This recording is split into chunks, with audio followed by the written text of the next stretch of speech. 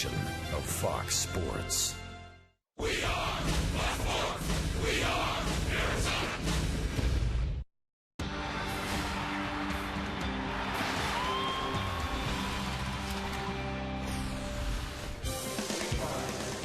A gorgeous spring night here in the Arizona desert.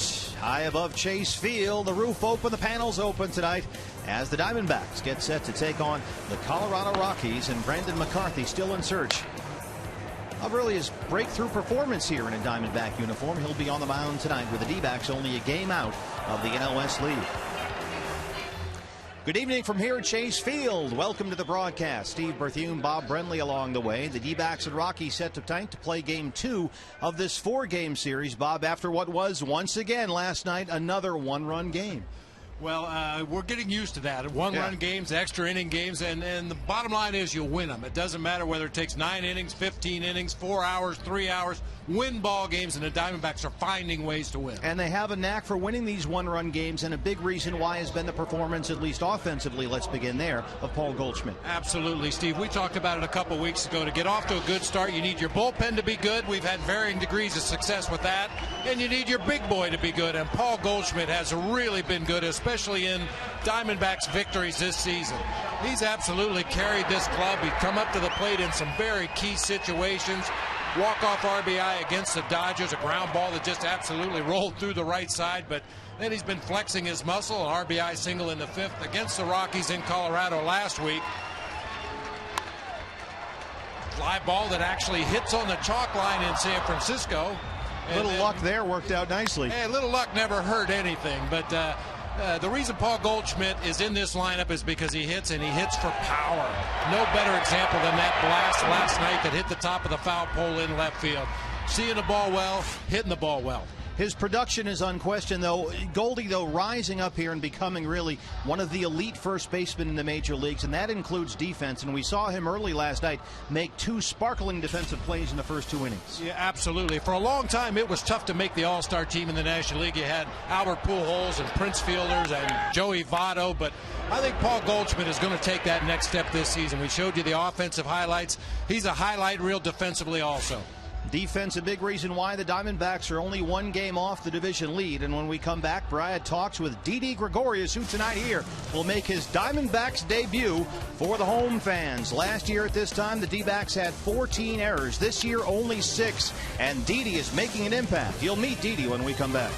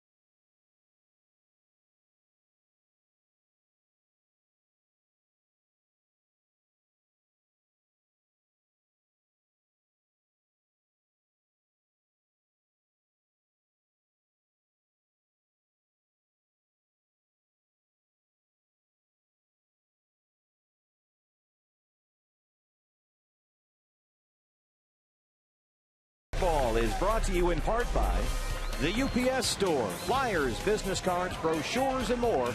We can print that. And by Valley Honda Dealer. There's a great deal on every new Honda. Visit your Valley Honda dealer today or online at valleyhondadealers.com.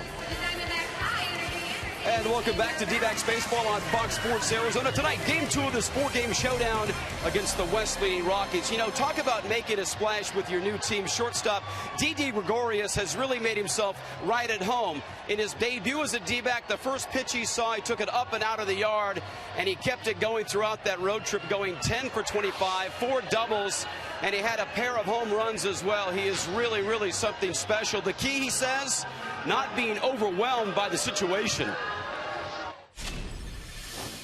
For me, basically most of the time I try to stay relaxed, as relaxed as I can, and I won't say overwhelmed. It was just everything was trying to be in control, and don't be trying to be too excited or too over happy and all this stuff. It's just like that.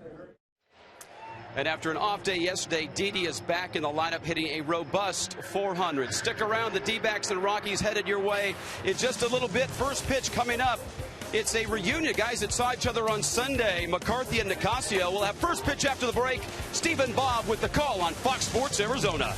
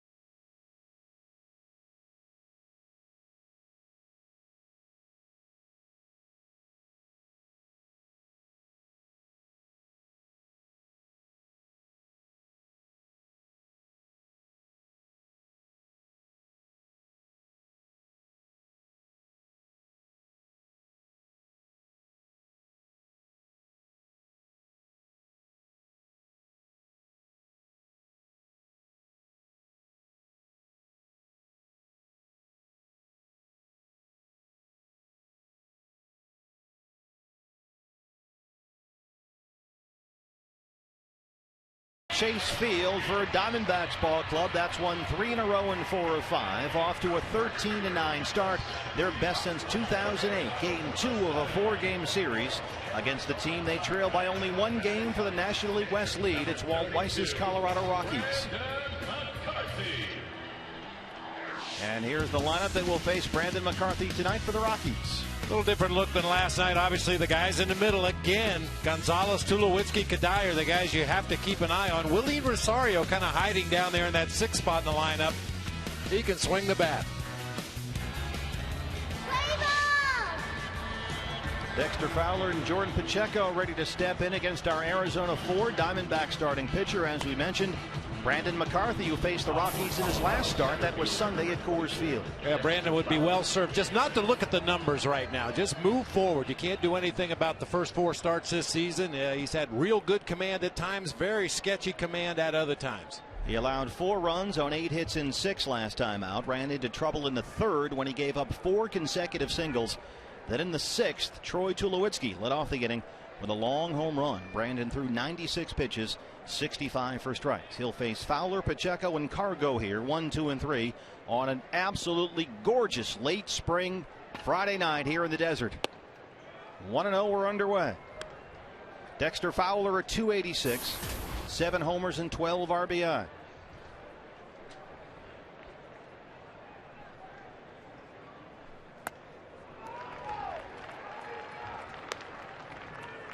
Fowler was on base 3 times last night. A single, a walk. He was hit by a pitch. 7 for his last 17 up there with 2 RBI. Yes, he went, says Kerwin Danley at third. 1 and 2 now. Well, that high fastball is going to be a good pitch to a number of these Colorado Rockies hitters. They're a very aggressive swinging bunch. They like that fastball up in the zone from playing at Coors Field, where fly balls have a tendency to end up in the seats. Great night to be here at Chase. Roof open, panels open, not a cloud in the sky. Really, really comfortable. Just gorgeous night here. Second base, Martin Prado's over there. 1 away. Our defensive graphics, we're going to start including a fielding metric called defensive runs saved, and that attempts to quantify a player's total defensive value.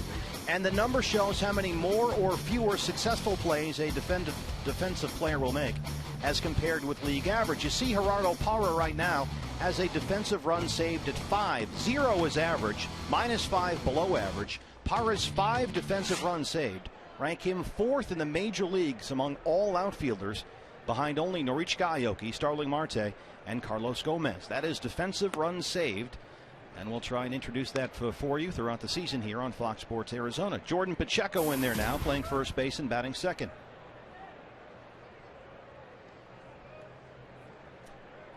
The old-fashioned defensive metric that a lot of us are used to. Errors. There's only 1 error on the field right now for the Arizona Diamondbacks. Martin Prado had an error in the ball game at third base last night, which was questionable to say the least. A ball that he had to charge in on and make a quick transfer. They ruled an error, and as usual, Martin all over the field here. We've seen him in left field, third base, and second. There's the strike, 1 and 2 now. Pacheco, 3 multi-hit games over his last 4 starts. He is 5 for his last 13.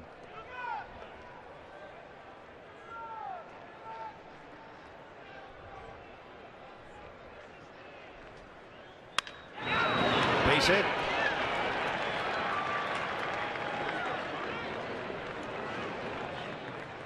I was looking at some of the message boards for the Colorado Rockies, and there's a clamoring for Jordan Pacheco to get more playing time. This is a guy that hit .309 last season for the Rockies in 132 ball games. He was a very effective offensive player, very versatile defensive player. Corner infield spots, corner outfield spots, and can go behind the plate if necessary. Yeah, Walt Weiss said this spring that Pacheco will give you a quality at bat every time he goes up there, and he said that Pacheco is a guy they have to find opportunities for. And Todd Helton is on the DL with a forearm issue right now, and so there is an opportunity for Pacheco here. Carlos Gonzalez. Cargo in at 304, 4 homers and 12 RBI. You see the .948 OPS. That is on base plus slugging. And anything near 1,000 is excellent.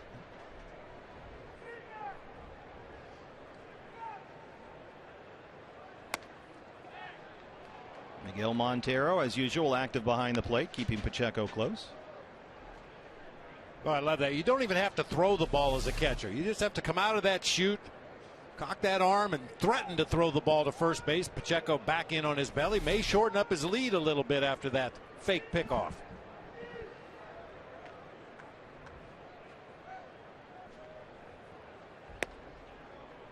Missed there, 2-1. Gonzalez 0 for 4 with a walk last night. He struck out 3 times, including against J.J. Putz to end it in the 9th. Another 1-run win here for the Diamondbacks. Cargo ice cold lately over the last 6 games. Just 2 for his last 24 with 8 strikeouts. Left field, Alfredo Marte coming in. Drops in front. Pacheco stops at second.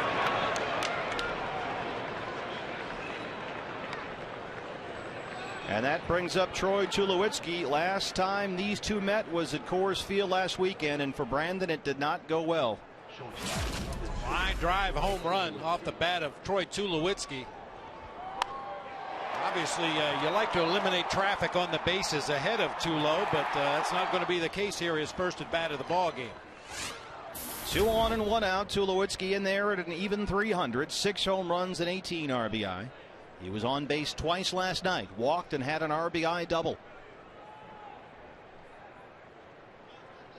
2 for 12 over his last 4 games.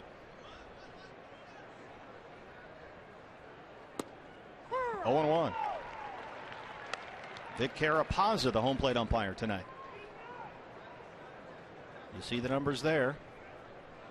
He's got numbers like that against just about everybody, though. Yep. So.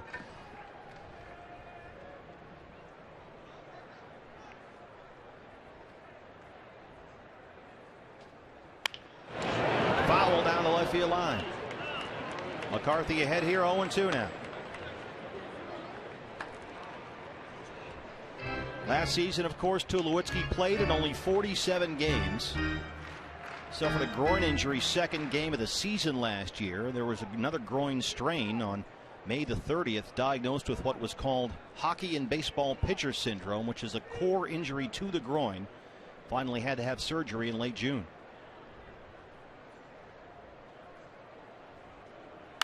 High in the air, left side. Marte backing up. Pollock coming over from center. Pollock will take it. Pacheco and Cargo will tag, and they move up. Second and third now, 2 outs.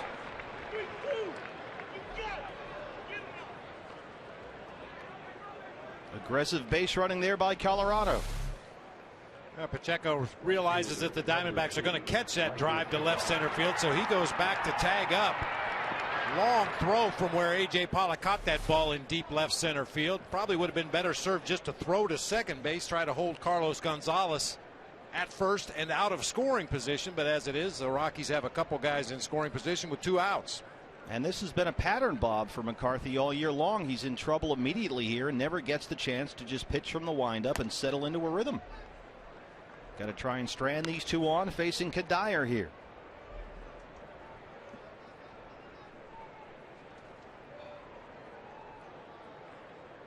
Got to avoid the big inning. That's been the bugaboo for Brandon all year long.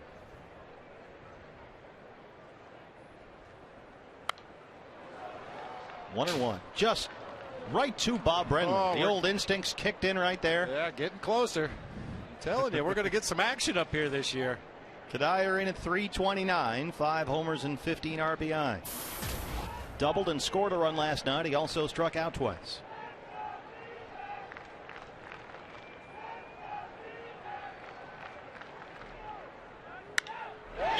Base hit into right. Pacheco scores. Here comes Gonzalez. 2-run single for Michael Kadire. 2-0 Colorado.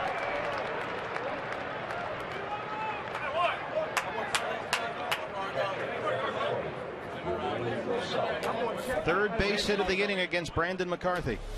Michael Kadire playing in his 10th big league season. Those veteran hitters with runners in scoring position, they just look to put the ball in play, especially to the opposite field, figuring that Brandon McCarthy is going to stay away from his power, work him away, and Kadire this time content just to shoot that ball into right field for a couple RBI. And Brandon is still with some work to do here, facing the catcher Willeen Rosario, who did not start last night. First pitch swinging deep to center. Pollock on the run in the corner.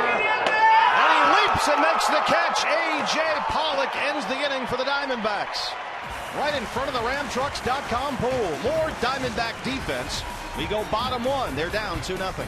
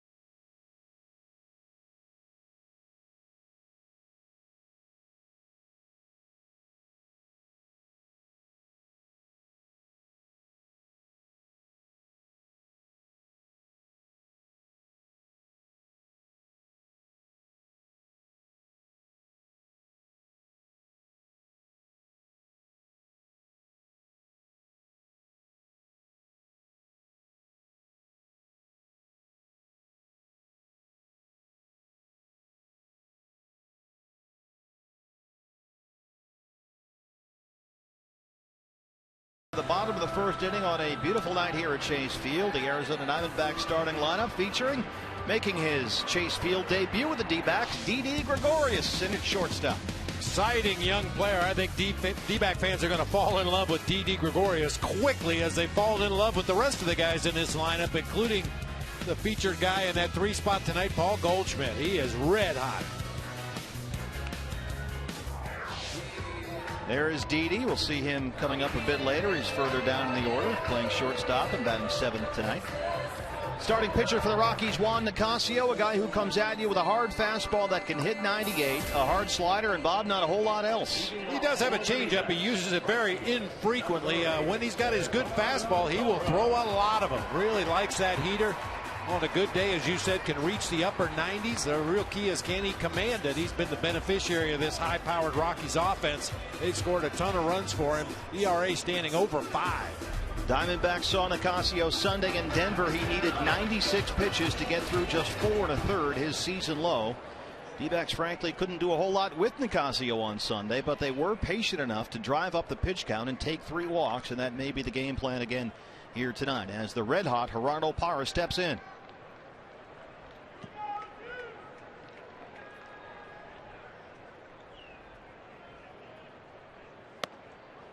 One 1-0 to Parra, who stands in at .315, a home run and 5 RBI. He was on base 4 times last night, walked twice, singled twice, riding a 10-game hitting streak. He's ahead 2-0.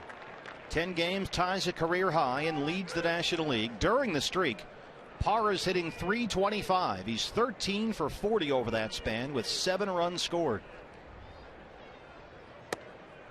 3-0 now, and this is what you have to do with Nicasio because he will get wild on you.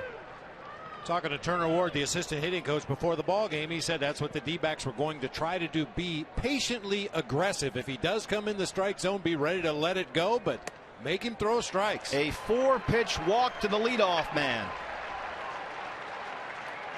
Defensively, the Rockies look as such slightly different lineup than the one we saw last night. Reed Brignac in there at second, Nelson at third, Pacheco first, and Kadire out in the outfield. Yeah, Kadire in right instead of Eric Young Jr. A little less speed out there, but Kadire, as I mentioned, a veteran guy, positions himself well. That's a 40-yard dash I'd like to see a little less speed. It's a generous booth up here. Here's Martin Prado now. I've given the guy the benefit of the doubt since he drove in a couple runs for him in the first inning. EY Jr. can fly. Yeah. There's a strike from Nicasio. Prado 229, 3 homers and 7 RBI. He scored 17 runs in 22 games so far. Singled and scored last night. He was 1 for 3 with a walk. Martin has it safely in 5 of his last 6.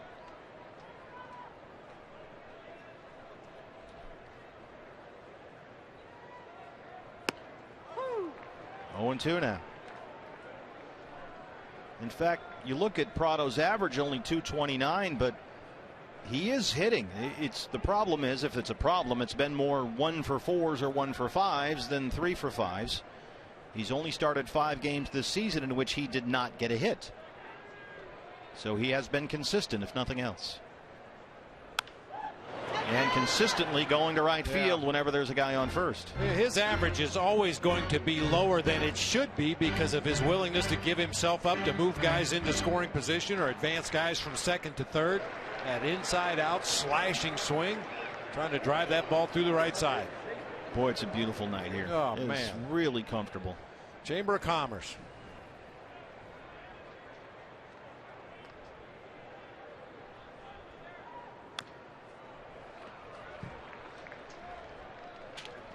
Hey fans, I'm going to remind you one more time, anytime the D-backs score 6 runs or more, Taco Bell is giving away 3 free tacos with the purchase of a large drink between 4 and 6 the following day at participating locations.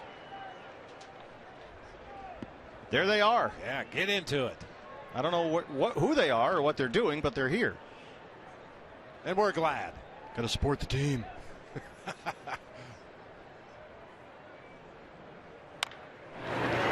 Right side, Pacheco, and they get the force on Parra.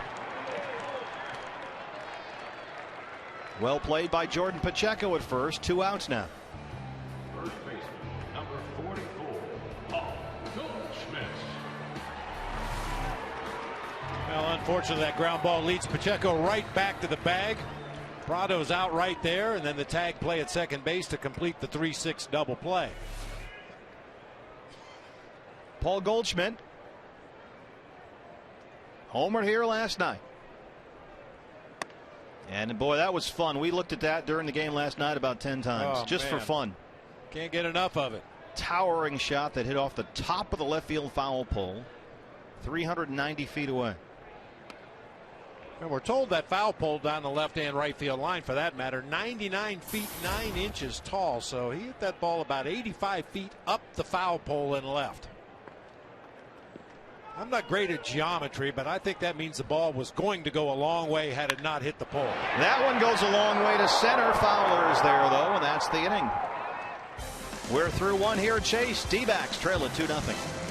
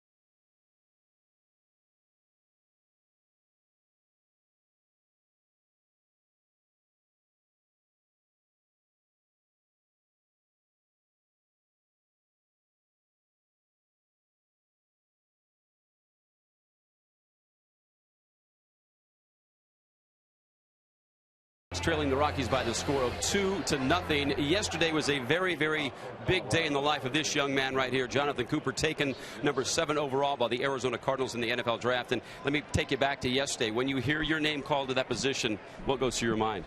You're kind of shocked. I mean, my position is one that's kind of undervalued, so you're surprised that a team would take you so high, especially at the number 7 pick. Yeah, a lot of offensive linemen taken yesterday, and you guys don't get a lot of credit during the season. It's typically quarterbacks, running backs, receivers, but how satisfying was that a lot of the big uglies up front yesterday got some loving? That was very satisfying, and I'm ecstatic to be tied to such a great group of guys in this draft, a bunch of big guys who are getting drafted high and proving that we are worth these picks, and I hope we all aim to do well. The Cardinals have struggled offensively over the last little while. You get a chance to be a part of rebuilding what they had a little while ago when they went to the Super Bowl. How exciting is that for you to be really at the groundwork of that? That's very exciting. I want to be part of the foundation and really help turn this thing around, come in and just do great things with this offense and just build great relationships with everybody around me. You're a guy that's been driven by detractors, by people that say you can't do things. Your Twitter handle is underdog, correct? Is that what motivates you? That is what motivates me, that and just trying to prove to myself that I deserve it, that I can do things. I'm a competitor, and there are times where, you kind of doubt yourself, and that really drives me to prove to myself that I can do things. You've got to be running on fumes. You were drafted yesterday. You got up early, flew out here. You had a press conference with the Cardinals. You got a chance to throw out the first pitch here at the D-backs game. Take me through that. It was a strike. It was a strike, barely. I think it hugged the outside edge. But, no, I got a little nervous when I got up there, and everybody was cheering and all that. But I got it across the plate, didn't try to do too much, and I was pleased with it. Well, and you're here. We're sitting next to the team president. We're sitting next to the team owner. I mean, the perks of being a first-round draft pick in the NFL. Pretty solid. I'd agree with that. I like this thus far. And what are you eating there? You've got a big plate of nachos. Yes, and I have a hot dog right here to my left as well. Is that part of the training table? No, it's not.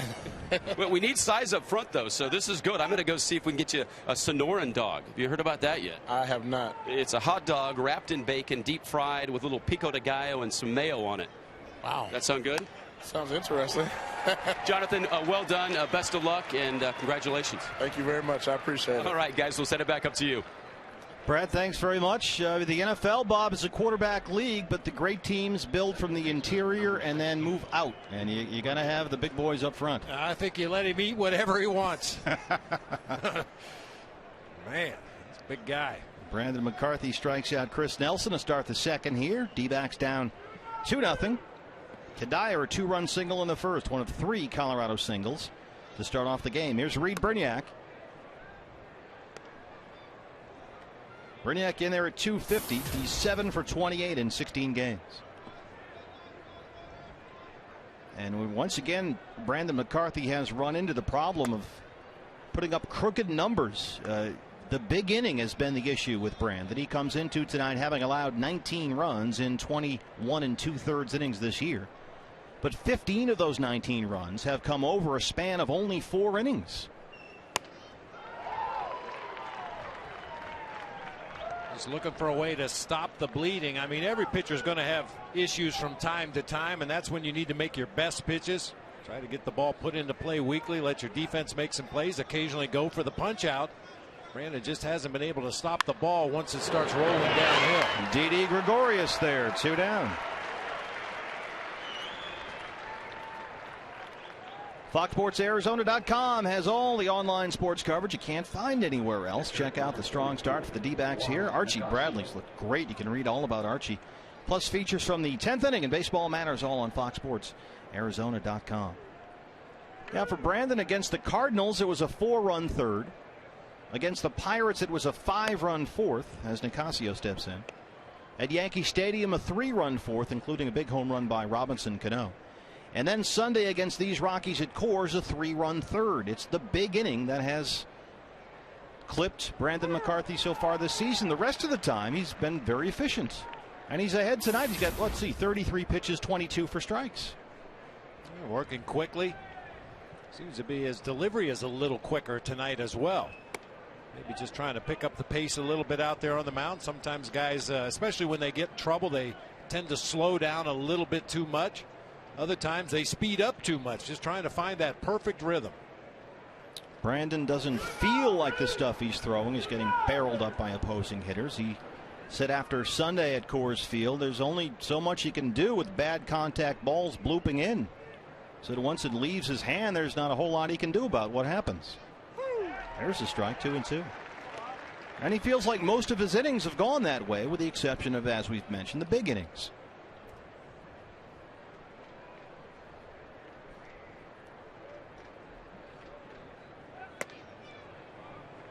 Three and 2 to the pitcher.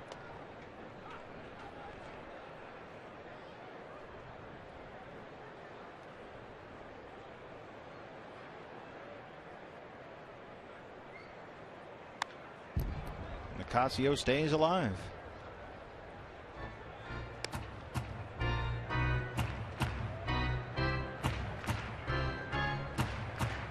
Kind of unusual to see a pitcher taking at bat without wearing batting gloves, especially on his throwing hand.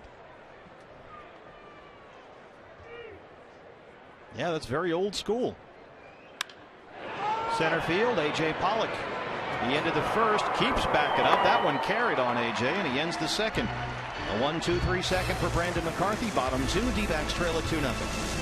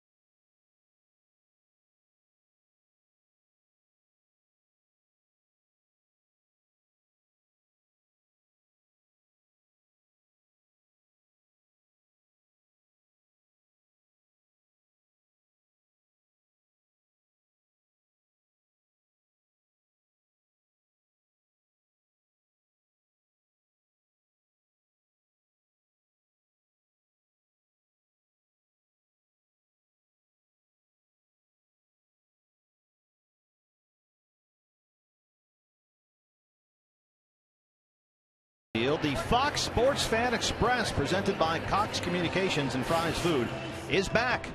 Stop by the participating Cox retail store in Gilbert or Fry's in Prescott Valley, and you can enter to win 2 seats on the bus, free round-trip transportation, and tickets to a D-backs game. This is a great deal.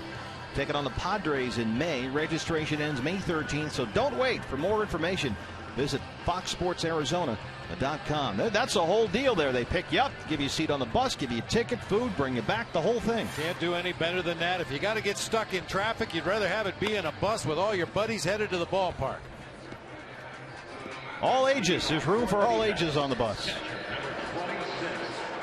Wide concourses here at Chase Field. Great to walk around the ballpark and get food. You can still watch all the action while you're walking around, going from one food stand to the other.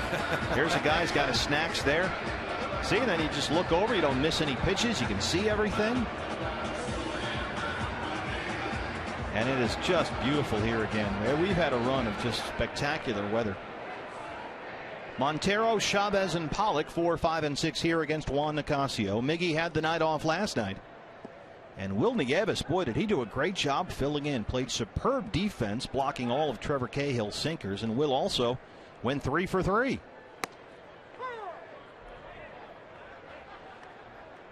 Giving Miguel a well-earned day off. Miggy in there at 194, a homer and 10 RBI. 2 for his last 20.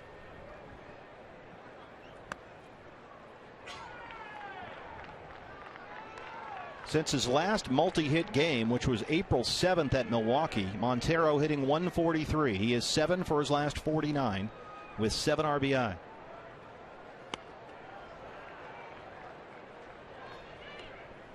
And before the game, we were playing the 10th inning on Fox Sports Arizona. And Bob, they were showing the segment where you were at talking stick with Miggy before the sun was up during spring training. Yeah, absolutely. Got there about 5:30 in the morning. I was told he gets there between 5 and 5:30. That pitch right on the outside corner for a called strike 3.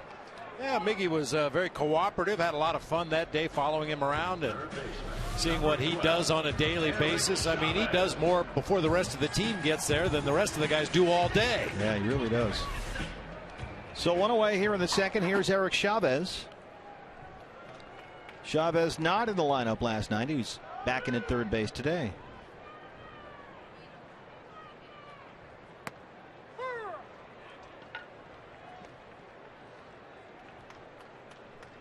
A reminder, every time a Diamondbacks player hits a home run, Fulton Homes will donate $150 to the Central Arizona Mountain Rescue Association. Chavez at 227, 2 homers and 7 RBI, 10 for 44 in 15 games.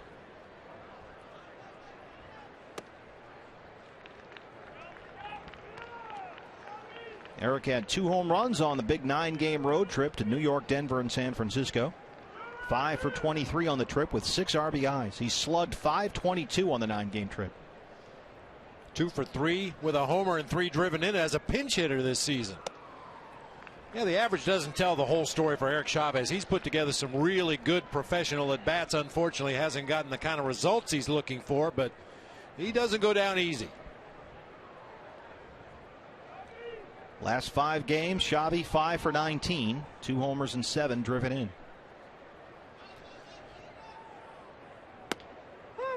Oh, all right. We'll throw one more here. It's a 95-mile-per-hour heater from Nicasio. He can really get it up there when he's feeling it. And with that location, he will be a handful tonight. If he hits that spot.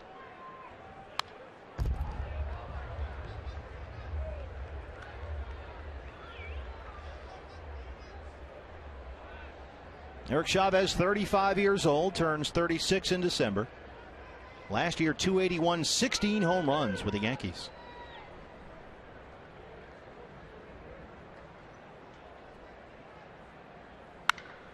Center field, Dexter Fowler looking up, and that ball is gone. Eric Chavez is on the board. His 3rd home run as a Diamondback, and it's 2-1.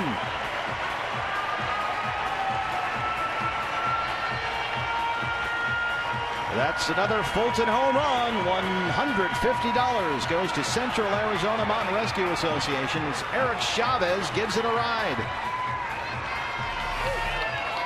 Chavez showing some really good opposite field power in the early going this year. That ball down and out over the plate. Back spins it to the gap in left center field. It just kept carrying. Fowler gave up on it quickly.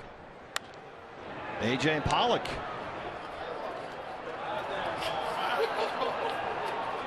They don't all have to be 3-2.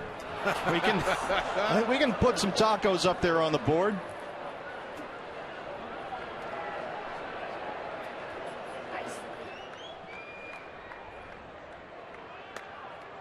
One and one now to Pollock. AJ in there at 261, 2 homers and 9 RBI. He was 0 for 4 last night batting leadoff. He's in the 6 hole tonight, leading the National League with 9 doubles. Nelson at third, and he throws it away. Pacheco can't grab it. AJ into second. Jordan Pacheco just whiffed on that one.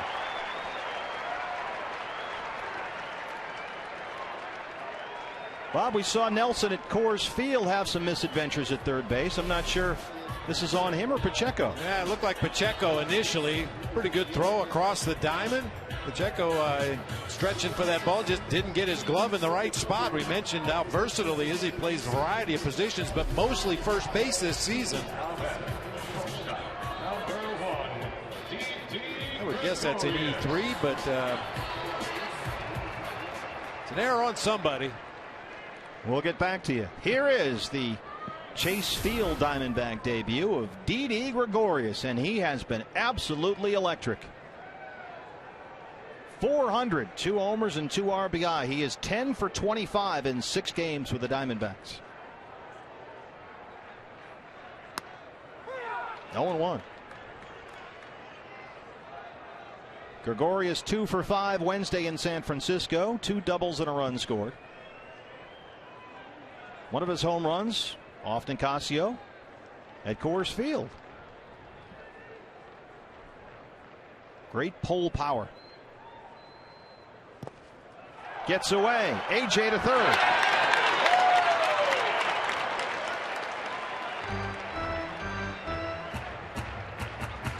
This has been an issue, Bob. Willeen Rosario. Hey, he's worked very hard on his defense. Was real rough around the edges last year as a rookie. Just didn't get his body into a good blocking position. Tries to reach the mid over there and pick it cleanly out of the dirt. It shoots through. Rockies trying to give the D-backs another run in this inning. That's been ruled a wild pitch. The error has been given to Nelson at third. So that is E5 and then wild pitch Pollock to third. So it's something of a snowball fight here for the Rockies infield defense.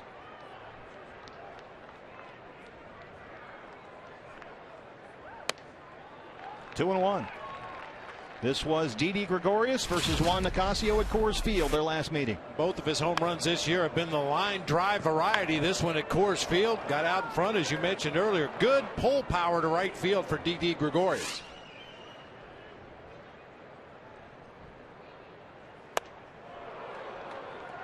.95, he can bring it. A wild pitch, a break for Didi Gregorius forces the Rockies to bring their infield in, try to cut that run off at home plate.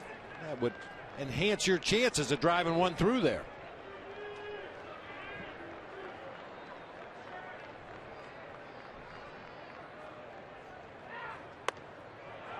Three and two now. We've seen Bob Didi be both very aggressive up there and yet also patient. He can work the count. He's got that in him. The pitch recognition is in a good spot right now. And he's had some great at-bats too, fouling off pitches once he gets to that 2-strike count, just wasting those good pitchers' pitches, trying to get that hurler to make a mistake.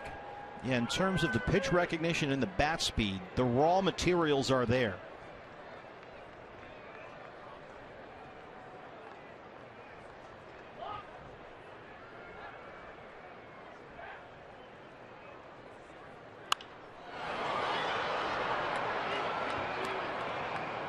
That's at the plate. We know what he can do with a glove. He's got a tremendous arm.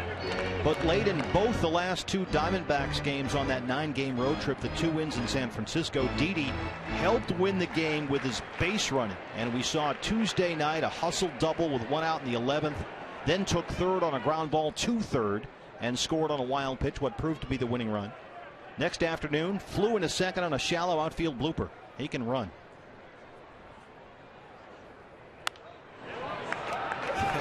Here we go with the foul balls again. Run up that pitch count. That's been an issue for Nicasio all season long. He hasn't thrown fewer than 95 pitches in an outing, and that includes 2 5-inning outings, a 6-inning outing, and 4 1/3. He can run up a pitch count in a hurry. And Walt Weiss says Nicasio's stuff is always there. It's a matter of being more efficient. And Weiss says Nicasio, look, kid's got a power arm. The secondary stuff is there. He's commanding it better than he did this spring. So there is some progress, but he's got to be more efficient. And Didi is making him work here. 33 pitches, 20 for strikes. Pollock, he's the tying run at third with 1 out. Struck him out looking. Second strikeout looking of the inning for Nicasio.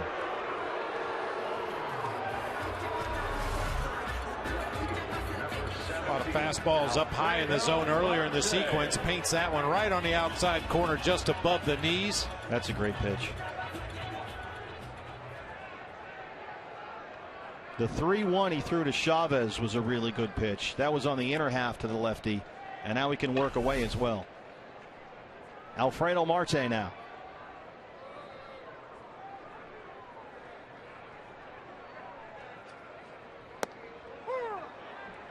Marte 182, no homers and 3 RBI. He is 6 for 33 in 16 games.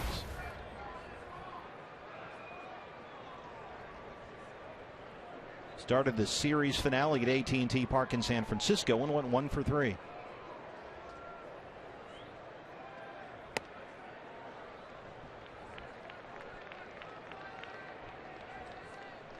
Last 7 games, Alfredo Marte 1 for 16. He is starting in left. Cody Ross getting the night off here.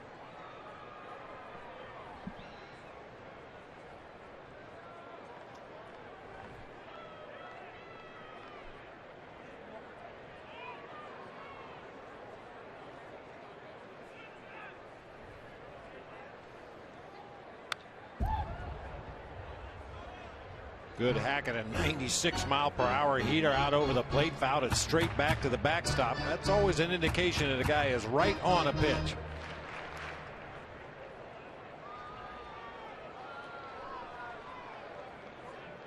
.37 pitches for Nicasio, who is yet to make it through the 6th in any of his last 3 starts.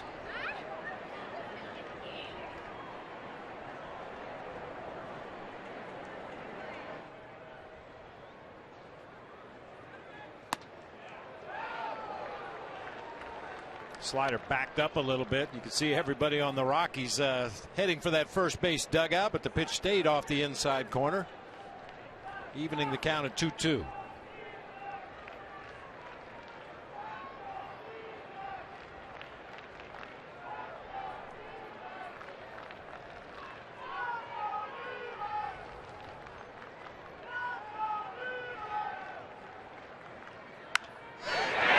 Base hit. Alfredo Marte, RBI single. The Diamondbacks have tied it at 2.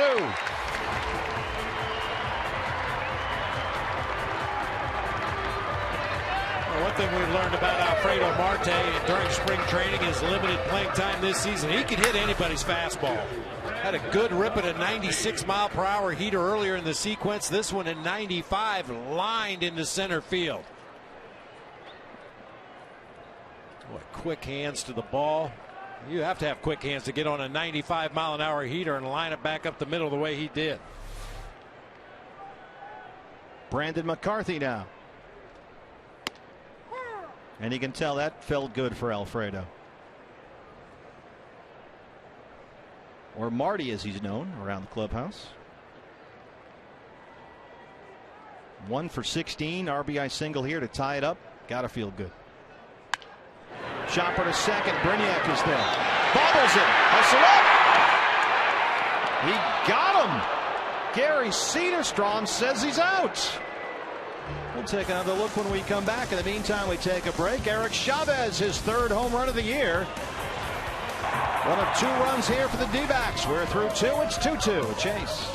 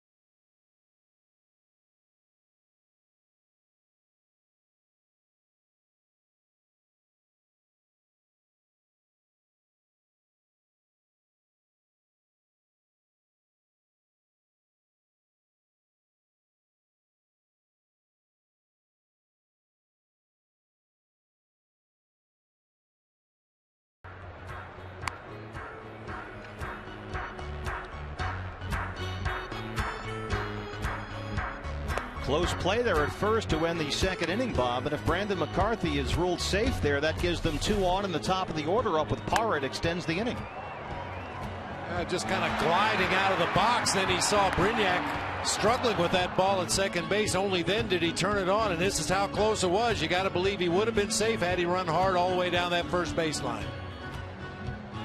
But the Diamondbacks get 2 in the inning, 1 coming on the Eric Chavez home run. Chavez's 3rd of the year, and so we'll reset here 2-2 and start the top of the 3rd. Dexter Fowler, Jordan Pacheco, and Carlos Gonzalez 1, 2, and 3 here for the Rockies. Ramtrucks.com pool area crowded on a Friday night. Lots of food over there, snacks, good bar seating, great view of everything. Ooh. There's some giant heads out there. They're just kind of hanging. You know, there's a whole locker room over there, too. If you've ever wondered, well, you know, what do I do? Do I bring my suit? Do I need towels? No, they give you towels, Diamondbacks towels to use. There's a whole locker room underneath there, changing area. It's like a country club out there. It really is. Great place to watch a game. Dexter Fowler grounded out his first time up.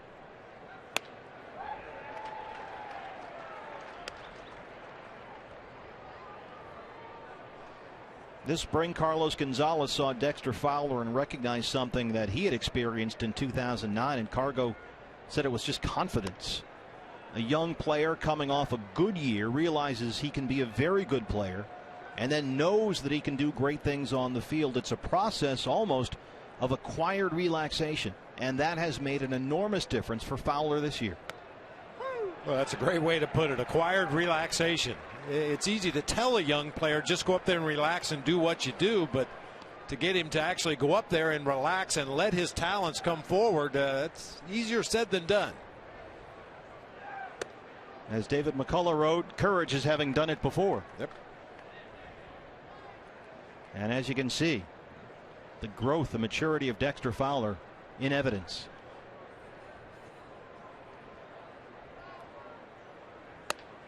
Did he go? No, he did not, Kerwin Danley. That's kryptonite for Dexter Fowler. He loves that high fastball. That's a swing right there. Rockies caught a break.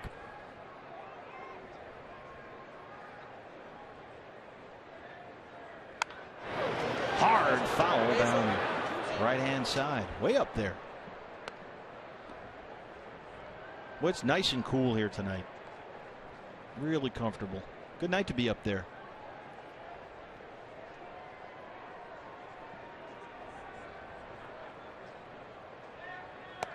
Struck him out. Second strikeout of the game for Brandon McCarthy. 1 down in the 3rd. Just enough tailing action on that pitch up in the zone to bring it back to the inside corner. Fowler just locks up and takes it for a called 3rd strike. Looking out over the plate. He kind of dives in there a little bit anyway. Susceptible to that pitch up and in. Jordan Pacheco singled and scored his first time up. One of 3 singles in the first for the Rockies against McCarthy. 2 of which came in and scored. Pacheco from Albuquerque went to the University of New Mexico, where he was a 9th round pick by the Rockies in 2007. Last season played 132 games and hit .309. That led all National League rookies. It was also good enough to finish 5th in the league overall. So you can see why this is a bat that they need to find a spot for here.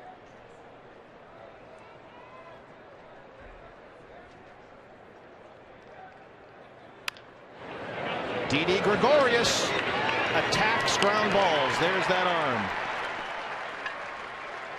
MLB.com At Bat is the #1 source for live baseball everywhere you go. Available for iPhone, iPad, Android, and BlackBerry 10. At Bat delivers D-backs baseball with live audio, pitch tracking, stats, highlights, and more.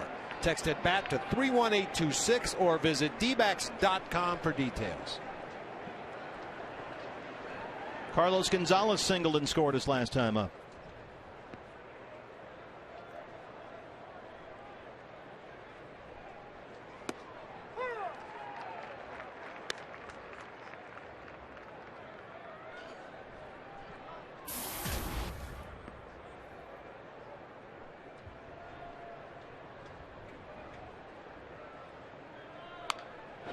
When Didi Gregorius is in the field, watch his feet. One talent evaluator who called Didi an impact defender was impressed with how he sets himself defensively. Watch his feet.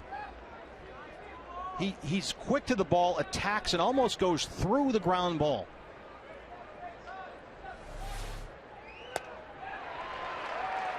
Struck him out.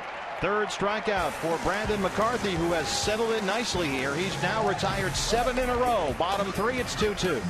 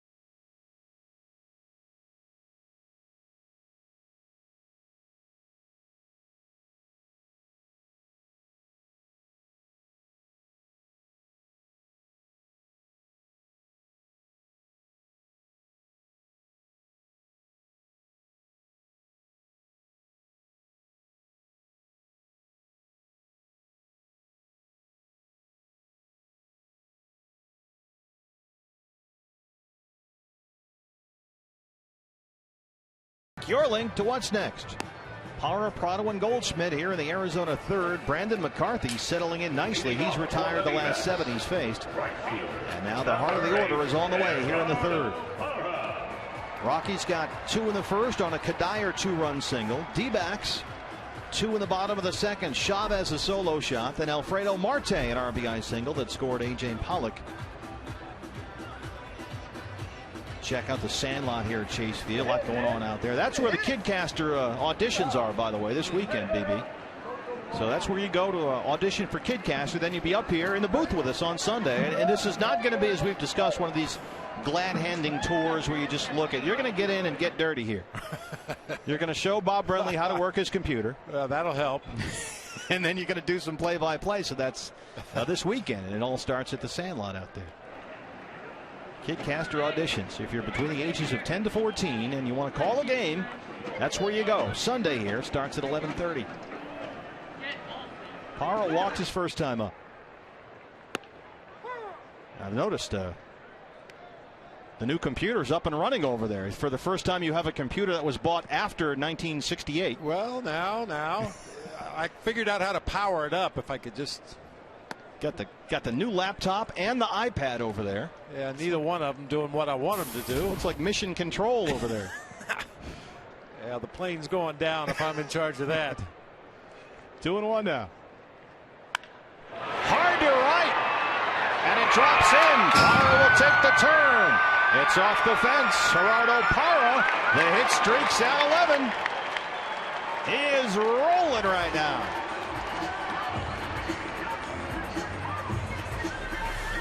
Ball hit like a bullet into that right field corner. No stride at all from Gerardo Parra. Just gets his hands back into a good hitting position, fires through the baseball, and that's where Kadire in right rather than Eric Young worked to the D-backs advantage. Eric Young possibly could have got to that drive. During the 10-game hitting streak, Parra 13 for 40. Now the streak is at 11. That's a career high, and it leads the National League. Leadoff man on in scoring position now for Martin Prado.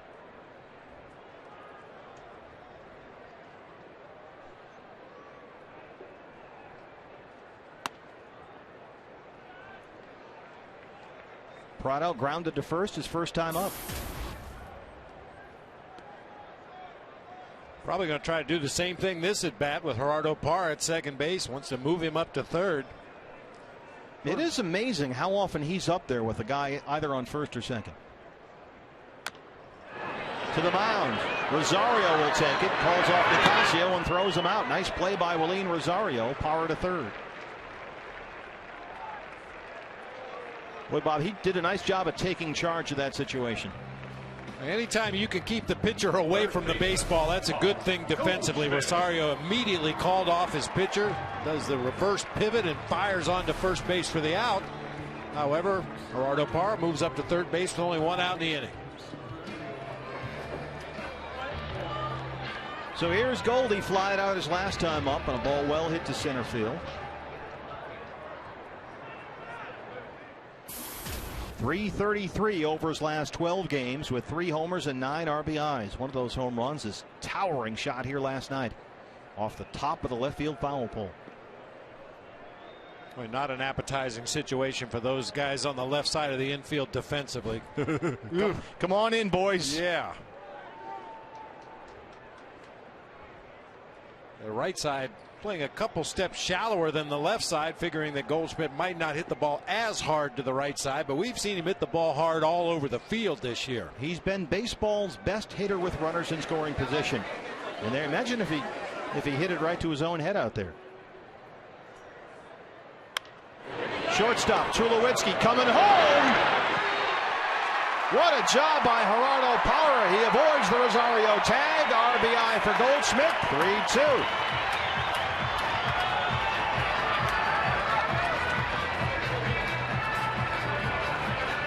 Fielder's choice and RBI. Diamondbacks take the lead.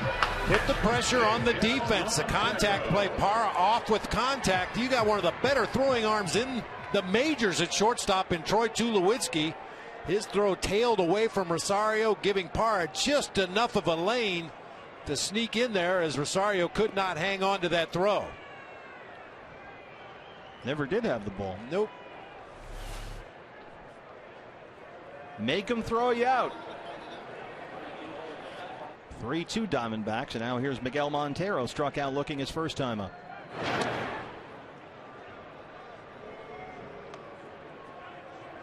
They have taken away the RBI now. They initially put up RBI. That is an error on Tulowitzki on the throw. So no RBI for Goldie and E6. That's a change there. And once again, Bob Brenly demanding robot scores. Come on. You can't assume he was going to throw him out at home plate. Miggy high in the air, left hand side. Fowler tracks it down. Another atom ball for Miguel Montero. Goldschmidt hustles back to first. He's had a few of those lately. You just get the feeling, Bob, that Miggy is almost there. He's hit some balls hard to the left side of the infield. They play a little bit of a mini pull shift when Miggy's up there, and occasionally he's hit the ball hard, but right at the one defender on the left side of the infield. As you said, he's going to start finding holes here pretty soon. So 2 outs now. A runner on first for Eric Chavez, homered his last time up.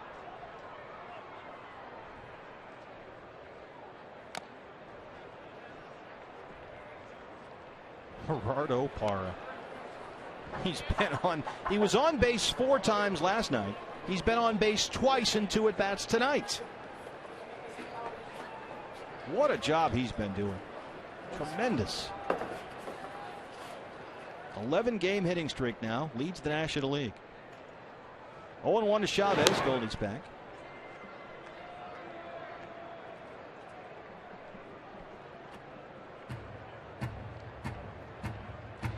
The roof is open, but should there be an issue, this is, speaking of mission control, this is the button. There you go. Now, and how many guys have a key? Is it one of those deals where only like 2 guys have a key and they walk around with the key around their neck and in a briefcase? One of those handcuffed to their wrist. Blues Brothers deals. That's where they make, well, that's not where they make the decision, but that's where they carry out the executive order to close the roof. Now, did you have access to that when you were the manager? Of course not. No? I didn't even have a key to my own office. But Schilling and RJ had a key, didn't they? Yes, they did. They would always hit that button. Close it up. Yeah, you could have a picture-perfect spring day in the Valley of the Sun, and people want to know, why is the roof closed? Well, I'll give you one guess. Well, generally, though, it worked out. Yeah, it worked out just fine. There was some upside.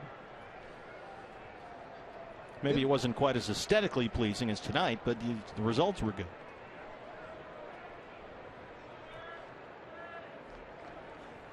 Two and one now to Eric Chavez. Paul Goldschmidt on first. There goes Goldie. Here's the throw from Rosario. And he's in there. Stolen base. Paul Goldschmidt last year 18 steals, only caught 3 times.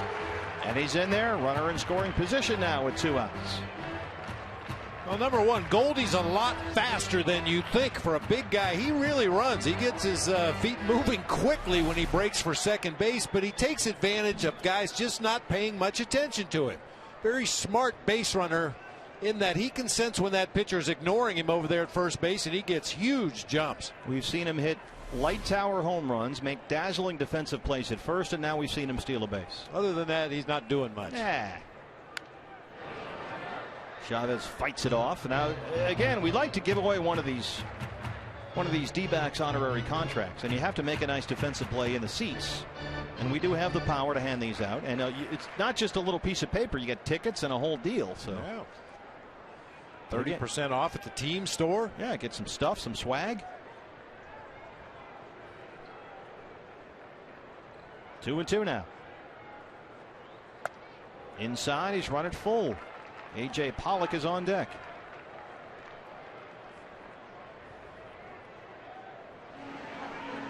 Don't forget, the D-backs Baseball Academy cage is here, sponsored by our friends at GCU. You can go in there and get, this isn't just like a little wiffle ball deal. This is legit pitching machines with coaches. You get instruction in there. 3-2 to Chavez. Up the middle, Tulowitzki is there. But the Diamondbacks get another run. Gerardo Parra doubles and scores. D-backs take the 3-2 lead. When we come back, CenturyLink, your link to what's next. Tulowitzki, Kadire, and Rosario in the Rockies fourth.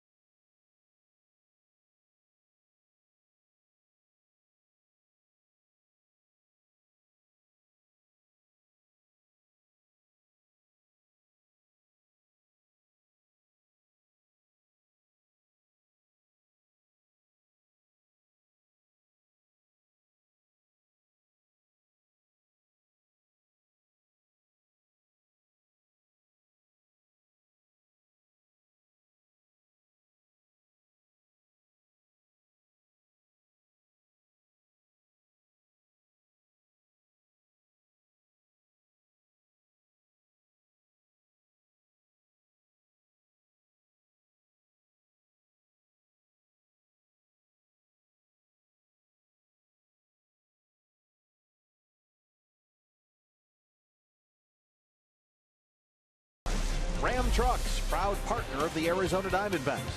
And by Gila River, another proud partner of the Arizona Diamondbacks. In the cage at the D-backs Baseball Academy, Diamondbacks have taken a 3-2 lead now. They trail 2-0. But Brandon McCarthy has done a good job settling in. He's retired the last 7 he's faced. And he gets Tulowitzki to chase one and pop it foul. Tulowitzki, Kadire, and Rosario here in the fourth. 7 in a row set down by McCarthy. Rockies got 3 singles in the first. Michael Kadire had a 2 RBI single. Those brought home the 2 Colorado runs. D-backs have answered here. Chavez a home run. Marte RBI single. Parra led off the 3rd with a double and came in on an error by Tulowitzki on the throw. McCarthy ahead here 0-2.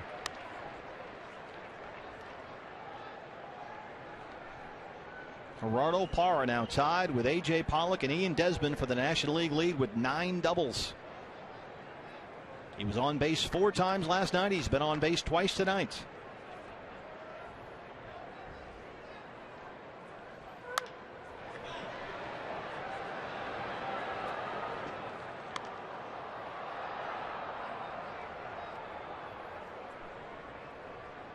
And it's nice to see Brandon McCarthy here, Bob, get an opportunity to just settle into a nice rhythm. Don't have innings where you got 1 guy on or 2 guys on and he's constantly laboring in these high leverage situations. He can just kind of get in some kind of cruise control here.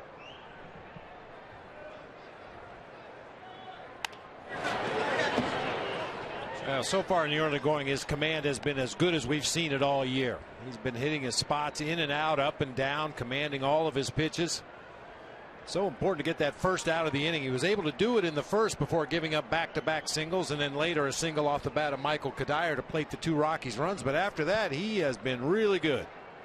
7 in a row retired with 3 strikeouts. Make it 4. Ring him up, sit him down. 4 strikeouts for Brandon McCarthy. That's 8 in a row retired. Good pitch and a good catch. Watch the way Miguel Montero gets outside of this ball, and as he's receiving it, his glove is moving back toward the corner. Not after he catches it, as he's catching it. That gets that call on the outside corner. Kadire, 2-run single back in the first.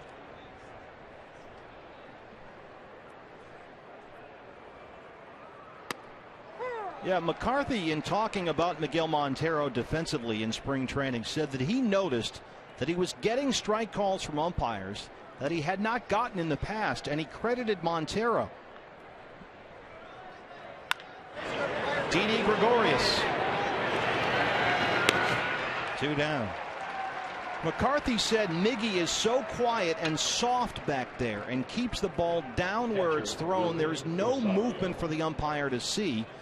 And Montero said he's very careful not to pull pitches or bring them back into the strike zone because, as Miggy said, if you pull too many pitches, you're going to get a reputation from the umpires, and you might not get a call on a pitch right down the middle because they'll think you pulled it.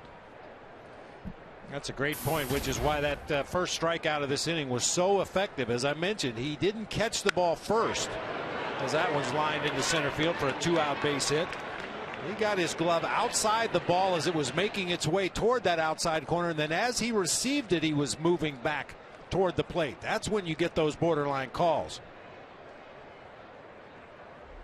Miggy says the key for him to remaining quiet back there, just keep breathing throughout the pitch. You mean quiet physically with his body. Miggy's never quiet. That's a good point. He is never quiet, but just in terms of keeping the movement down. You don't want the umpire thinking something's going on when it's not. Nelson in the air right side. Parra is there. McCarthy has now retired 10 of the last 11 he's faced. Will go to the bottom of the 4th, 3-2 Diamondbacks.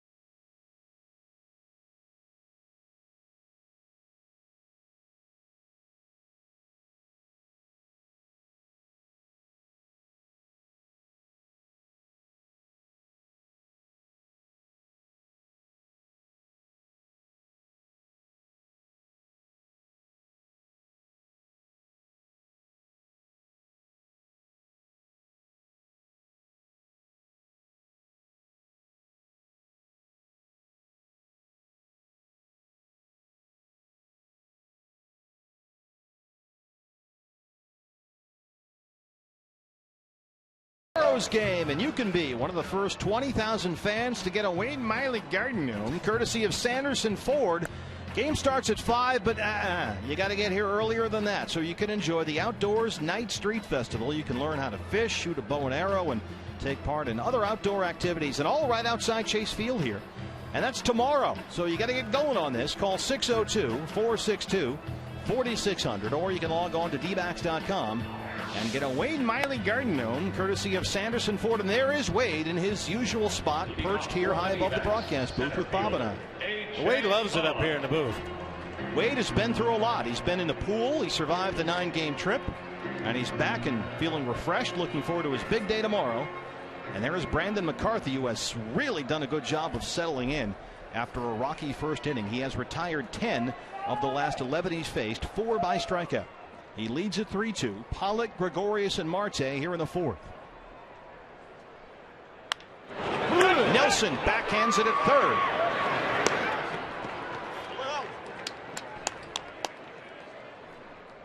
Nice catch earlier in the ball game. A.J. Pollock ranging over in front of the Ramp Trucks pool out in right center. It kind of reminded me of the catch that Cody Ross made in San Francisco. See that ball just hanging out of the heel of his glove? Well, the same thing happened to A.J. tonight. Gets back to the wall. Look at that. Right in the heel of the glove. Manages to hang on. I mentioned it on Cody's catch. Those outfield gloves are 11 or 11 and a half, sometimes 12 inches long. You can use the whole glove. You don't have to use the heel of it. Cody getting the night off tonight. Was a big contributor on that 9-game road trip. Had a really good trip. Yeah, Cody said he didn't know how that ball stayed in his glove in San Francisco. He got the hometown bounce within the glove.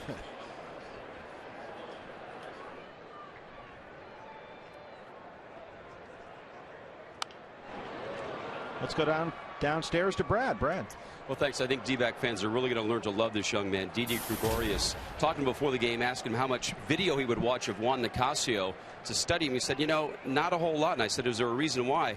Well, in the minor leagues, they don't have a lot of high-end equipment like that, so he really didn't have that at his service. So he's not a big fan of watching video of opposing pitchers. He kind of does it by feel. And then I also asked him about offensively. Does he watch a lot of videotape of himself at the dish? And he says not that much, but when he does, it's all successful when he's hitting well. He doesn't want to watch negative stuff. And that's kind of part of Kirk Gibson's mentality as he drives one to right field for the base hit. He's aggressive. He doesn't worry about the negatives. More positive guy. And so far it's working out pretty well. That one ate up Pacheco at first. They rule it a hit for the time being. Hard topspin grounder. Pacheco goes down to a knee to try to make that backhanded play. It just shot by him into right field. Well, that's a great point. I mean, you can spend too much time in the video room watching bad at-bats and bad swings, which just reinforces that, and you're going to go out that night and take more bad swings. You know who used to do that all the time was Dave Winfield, the Hall of Famer. He would when he was scuffling, he would watch video of himself when he was really going good, so he could look at that good swing that he liked and reinforce it visually. So Didi already using a Hall of Fame practices to get his career going. There's the view from way out there at Chase Field. You got lots of room. You got a counter there, good seats. You got a monitor. So many comfortable places to sit in this ballpark. Alfredo Marte had an RBI single his last time up. Snapped a 1-for-16 skid for Marty.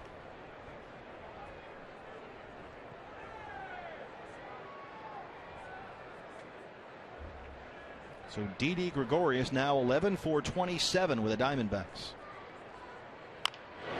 Nelson at 3rd, foul. And we've seen Didi, Bob, he gets a very aggressive lead. He's way off the bag. Now he's got good quickness. He's able to get back when they throw over, but he can really stretch that lead out over there. Steve Sachs coaching at first. Yeah, Steve Sachs had a tutorial on base running today. They brought the entire team, the position players, out early. They set up a curveball machine on the mound and had guys at first base reading the trajectory of the pitch, breaking for second base when they saw that the ball was going to be in the dirt, and holding their ground when they saw it was going to get to the plate in the air. Alfredo Marte, that ball is going to left, and it's shy of the track. Gave it a ride. Car goes there, 2 down. Keep waiting for that first Marte homer, and that was as close as we've come. Looked good coming off his bat. He must have hit it out toward the end just a little bit. Didn't get the kind of carry he needed to ride it up into those bleachers, but he's getting closer. Brandon McCarthy grounded out his first time up.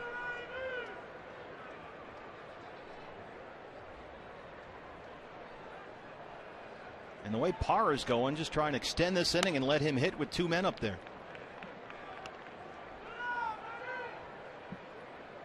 There is Gerardo Parra now, tied with A.J. Pollock and Ian Desmond for the National League lead in doubles with 9. He's been on base the last 6 times he's been up. 2-0 now to McCarthy. Guy's 6'7". I mean, how do you miss to him?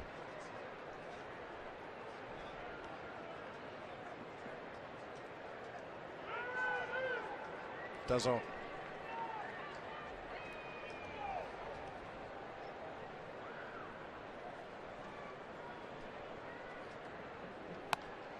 I'm going back through the book here, Bob. Parra, who's on deck, has walked and doubled tonight, so he's been on base twice. Last night, he had 2 walks and 2 singles, so he's on base his last 6 times up. Going back 2 games now to the finale in San Francisco. And I can find Parra up the middle. That ends the inning. We'll check Gerardo Parra's on base streak when we come back. We're through 4. D-backs lead at 3-2.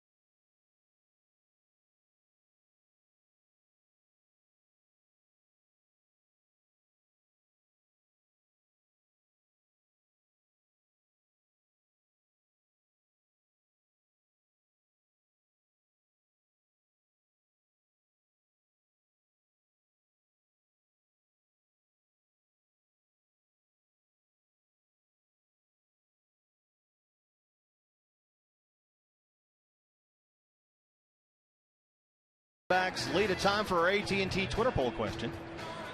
Always an entertaining process, and the Twitter poll question tonight, early season pick for the All-Star team. Just put hashtag IBack and pick either Goldie, Wade Miley, Miggy, or Gerardo Parra and tweet your vote to @FoxSportsAZ. We'll have the results later in the broadcast, although I'm not sure I like this one, frankly, because I would vote for all these guys. Yeah. So, but you gotta pick one. For the purpose of this poll. Right. Let's just treat it as an exercise. Yeah.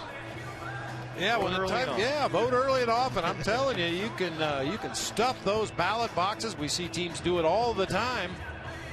You want to see your D-backs playing in that All-Star game, pick up a ballot every time you come to the ballpark. Go online and vote.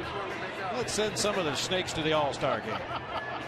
Brandon McCarthy has retired 10 of the last 11 he's faced, 4 by strikeout. Get your All-Star ballots here. This year's game at Citi Field in New York, home of the New York Mets. So we'll get you out there, and you can have the planes go right over your head. You can check out some of the chop shops around some of the auto salvage yards in that neighborhood. It's beautiful. You get spoiled with this nice atmosphere here at Chase. Under the glow of the U-Haul sign. Not every ballpark has quite the nice field that Chase does. Reed Briniak lined out to short his first time up.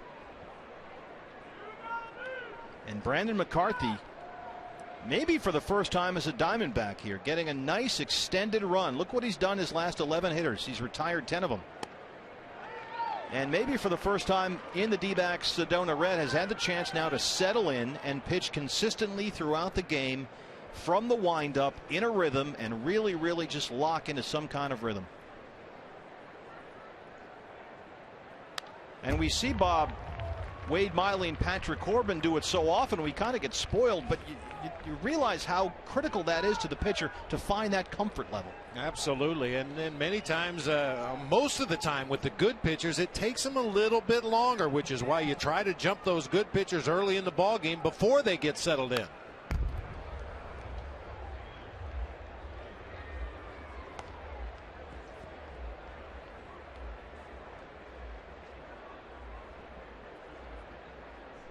And Brandon said through his first 2 starts this season that he was throwing a lot of strikes, but the results just weren't there. And he's getting those results tonight. Berniak fouls another one off.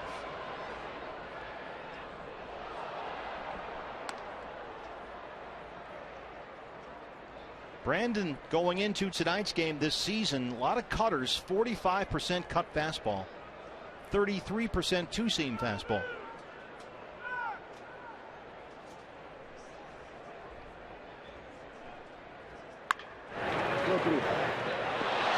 Prado at second won't get there. It's a base hit.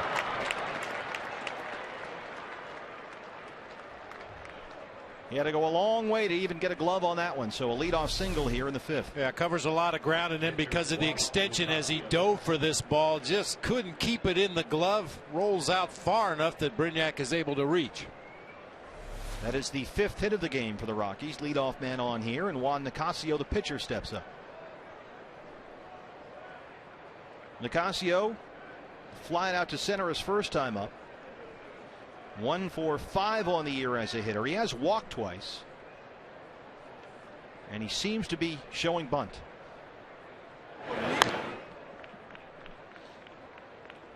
You'll see that a lot. A pickoff move at first base in what appears to be an obvious sacrifice bunt situation, just to see if Nicasio was going to pull the bat back. Is he going to leave it out there and put down a bunt? Chavez well in on the grass at third. Gets it down. McCarthy will field it. Has a play at second. And they get the lead man.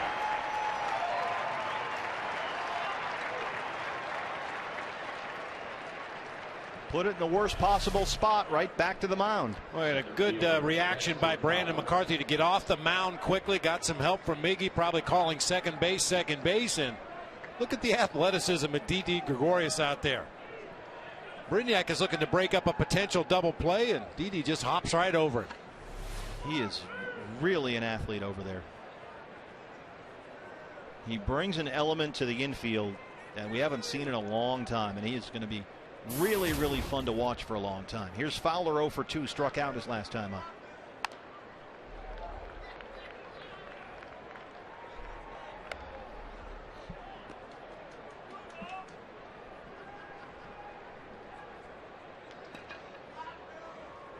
Dexter Fowler, born in Atlanta, went to high school in the area. 14th round pick by the Rockies in 2004.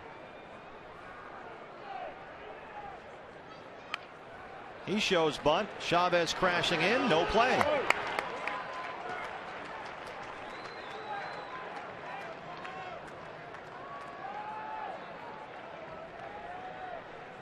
Two on and 1 out here for the Rockies in the 5th. Yeah, Fowler sold that well. He hits out of that high leg kick, and he gave you a partial leg kick and then squared around and bunted that ball safely down the third baseline. Nothing Chavez could do with that one. So 2 on, 1 out. Pacheco's up. Singled and scored in the first. Grounded out in the third. He's 1 for 2.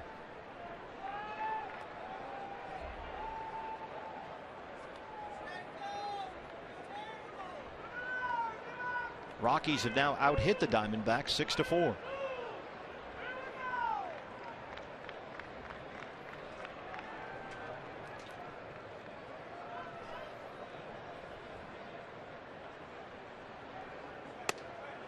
One and 0.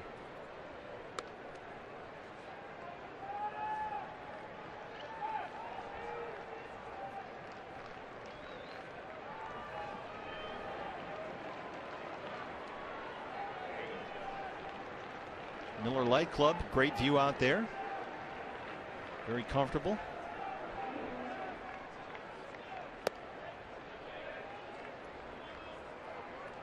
McCarthy behind here, 2-0. Here's what the front of the Miller Lite Club looks like.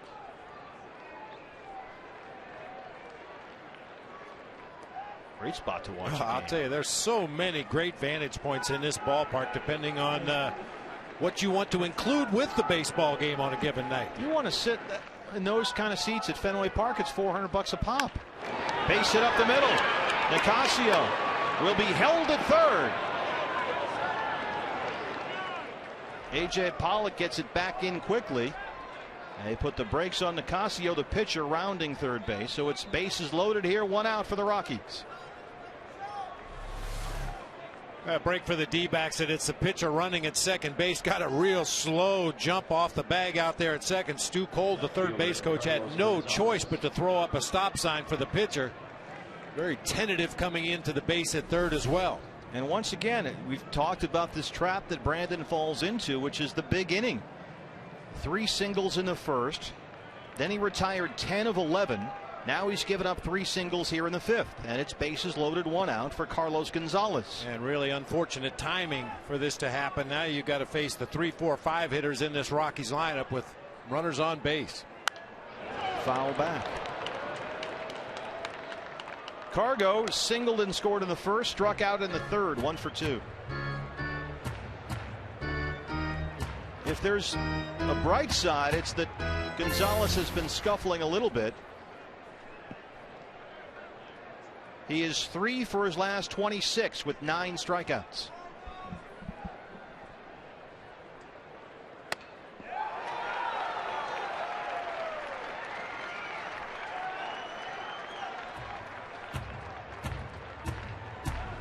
Such an effective pitch against the left-handed hitters in this Rockies lineup tonight. That high fastball up there around the letters on the inside part of the plate.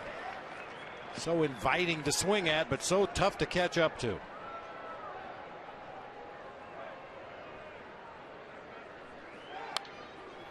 Tried to go right back up there again. You saw Miggy come up out of his crouch, given that high target. You see where all the deliveries have been to Carlos Gonzalez in this at bat, up there at the top of the zone, maybe even a little higher. Brandon has been trying to mix in a changeup, and it's a matter of execution and more so faith in the pitch. And let's see if he feels good about a changeup here in this spot. Fastball again. He says the changeup is what makes great pitchers elite pitchers, and it's a pitch he got away from in recent seasons. He's tried to reintroduce it here, and he's given up some home runs on the changeup, so it's been very much a work in progress.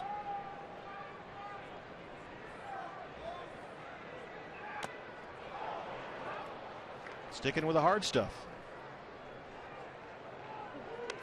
And this is what Brandon had some issues with in his start against the Pirates, when he said that Montero just, it was hard all the time, and he had to mix in more breaking stuff, more off-speed stuff, but it's been consistently 92 here in this at-bat.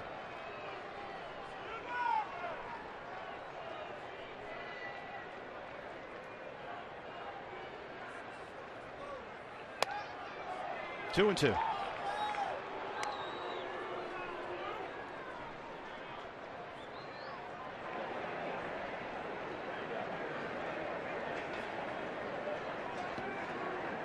Pitch count at 77, 56 for strikes.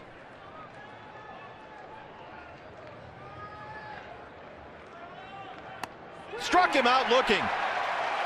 Ring him up, sit him down. 5 strikeouts for Brandon McCarthy. A little extra movement on that two-seamer. Once again, starts it off the plate inside. Look at the reaction of Carlos Gonzalez. He thought that ball was way inside off the plate, but that late tailing action right back to the inside corner. So here's Troy Tulowitzki with the bases loaded and 2 out in a 1-run game. Tulo was flied out and struck out. 0 for 2. 2 for his last 14. That's going to get down in the gap, and it's going to be trouble. Nicasio scores, Fowler scores, they wave Pacheco, and it's a 3-run double with 2 outs for Troy Tulowitzki, and the Rockies take a 5-3 lead. The big inning.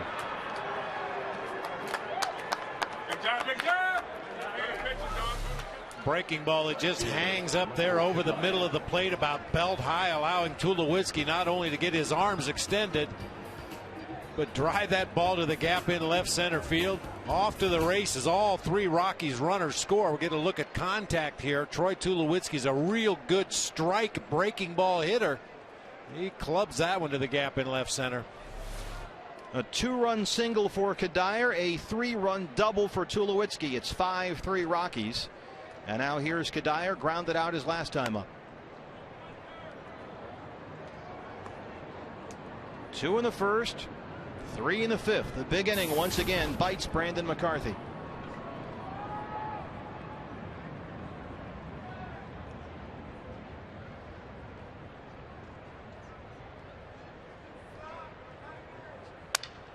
Broken bat, Chavez at third. The bat head is way out there in shallow left, but that's the inning. 4 hits in the inning. The big one, a 3-run double by Troy Tulowitzki. D-backs back down 2. It's 5-3.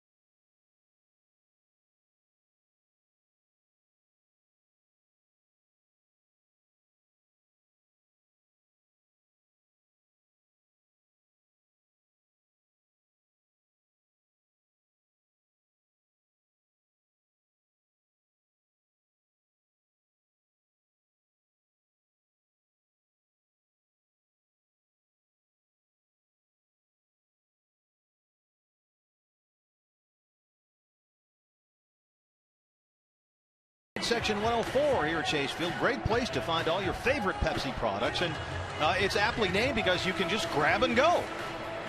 I mean, you don't want to be in line for 20 minutes and there's no waiting right now. In fact, get over there, grab something, a great Pepsi product, and then go. Grab a snack and a drink. You'll be back in your seat before those people even get waited on. That's the way to do it. And here's a reason why you have to be in a hurry and use the grab and go section here outside 104 is because Gerardo Parra is coming up. Oh, you don't want to miss it. And Gerardo Parra has now reached base safely in his last 8 plate appearances. 8 straight plate appearances going all the way back to San Francisco in which Gerardo Parra has reached base. Last time up, he got his 9th double, came in and scored. 9 doubles ties him with Ian Desmond of the Nationals and his teammate A.J. Pollock for the National League lead. He has reached base in 8 straight plate appearances. Last night, he walked twice and singled twice. Tonight, a walk and a double. Can we make it 9 here to lead off the inning? And we've talked about the absence that we thought we'd have here when we lost Adam Eaton, but Gerardo Parra has stepped in brilliantly and in many ways done what Adam was expected to do, which is just be an absolute pain in the neck at the top of that order and set the tone, the tenor, and the personality for what this lineup will be.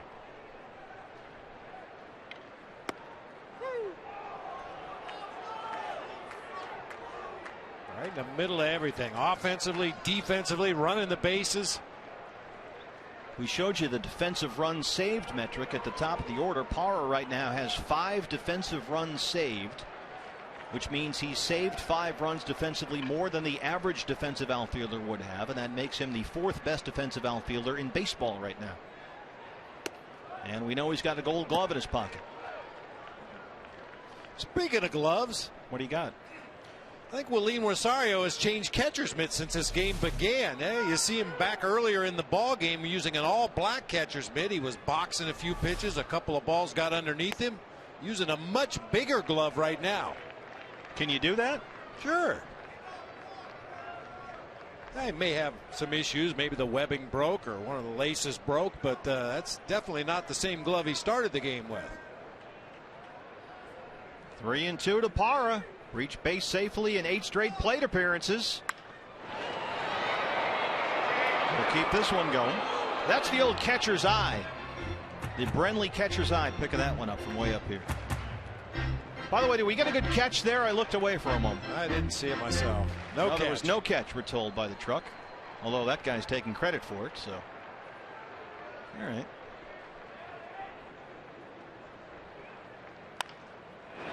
Tulowitzki coming in.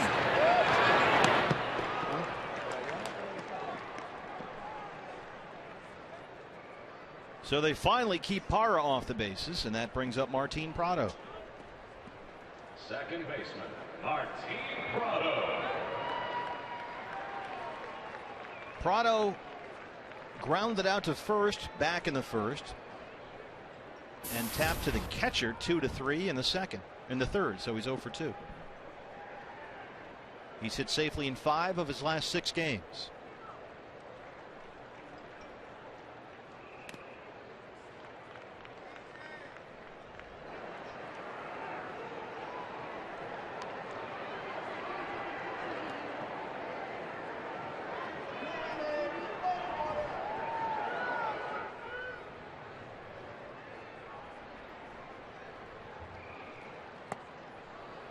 Good subtraction there by Nicasio, a guy that's been consistently up lower to mid 90s. All of a sudden he dropped that one in on Prado.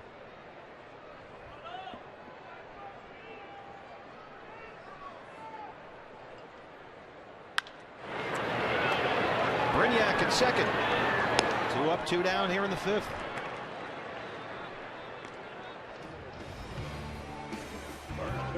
Here's Goldie. He has flied out, reached on a fielder's choice. Juan Nicasio struck in the right temple by a line drive in August of 2011 in a game against the Nationals. Suffered a fractured skull. It was later announced he'd also broken the C1 vertebra in his neck.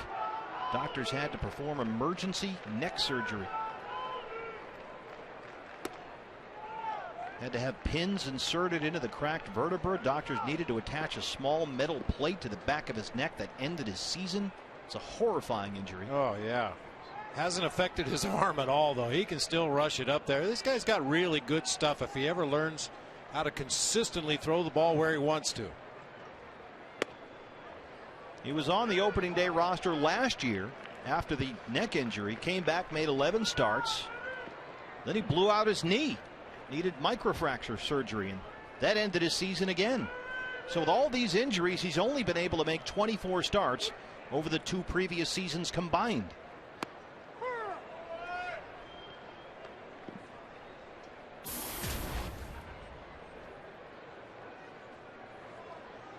But he's got that rising 4-seam fastball that can touch 97. He can mix in the changeup 83, 85, and as Walt Weiss says, that's a difficult at bat.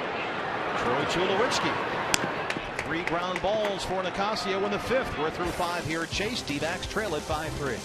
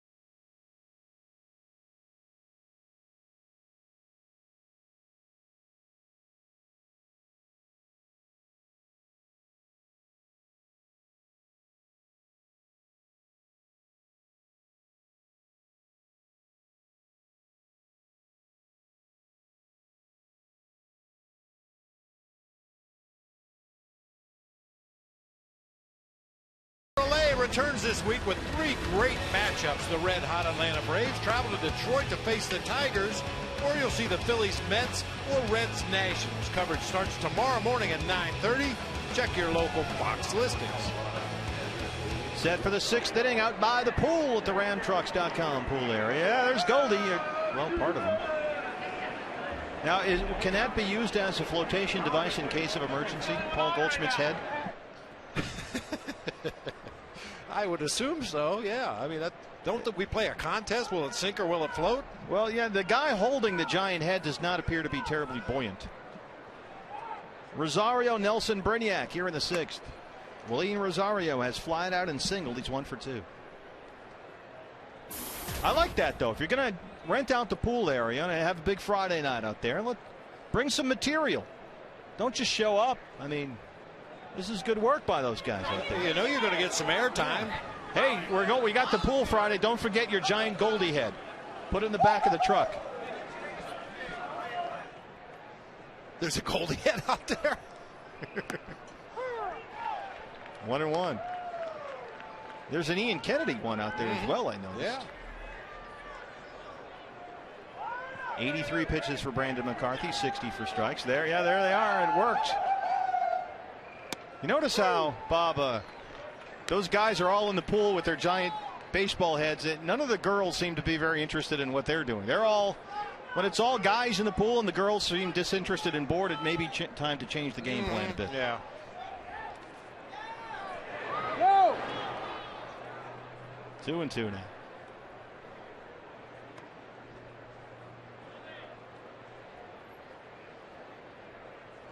Very lifelike. Not to scale, but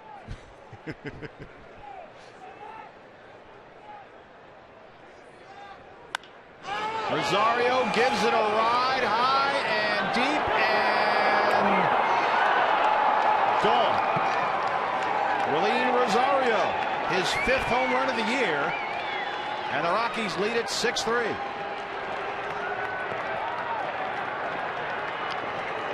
Alfredo Marte gave it his best shot, but it's now a 6-3 Rockies lead.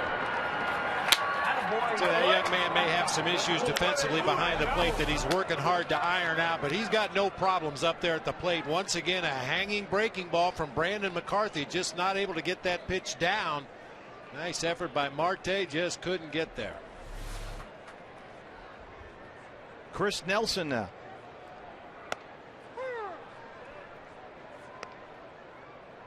We talked earlier about mixing in his off-speed pitches. Brandon McCarthy and Miguel Montero felt they were throwing too much hard stuff, too many fastballs. Got to execute the breaking ball a lot better if it's going to be part of your arsenal. Can't continue to hang him up there belt high. Willian Rosario. He can hit. Led all National League rookies in homers, RBIs, and slugging last year. 28 home runs, the most ever by a Colorado rookie, and the 4th most in Major League history by a rookie catcher. You were talking earlier about Dexter Fowler and his level of confidence this year as opposed to last year. After that bang-up rookie season for Rosario, I think that's just the tip of the iceberg. This guy's going to be a real good offensive player for a long time, especially playing 81 ball games at Coors Field. Right at us. Oh, BB. Out of my range. My instinct was to protect the equipment. I was worried about the monitors, and frankly, to protect the Wade Miley garden gnome. That was right. It hit. Let's see. Hit right about there. Right over there. Now, everybody in the truck has alerted us that our first duty on a foul ball is to save the equipment. Save the equipment.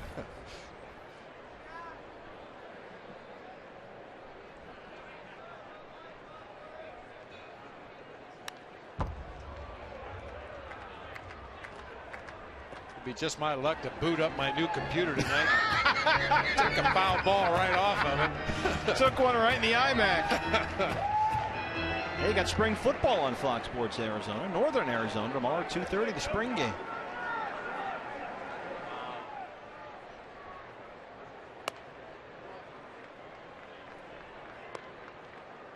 Bullpen is quiet for the D-backs, but it's getting close to that time. Josh Colemanter saved their bacon last night. Goalie threw 43 pitches. 3-2 now to Nelson. That's the second time this year that Josh Colemanter has come in when his team needed him the most to eat up some innings. He was outstanding last night. There's Josh, David Hernandez. I would assume Josh has the night off tonight. He gave everyone else except J.J. Puts the night off last night. 6th strikeout for McCarthy, 1 down here in the 6th. There's Matt Reynolds working the gum. Where would they be without Matt Reynolds? What a job he's done this year. The closer for the last 2 games in San Francisco. First 2 saves of his career. Oh, yep, it's about that time. 95 pitches, 68 for strikes for Brandon McCarthy. Reed Brignac has lined out to short and singled. He's 1 for 2.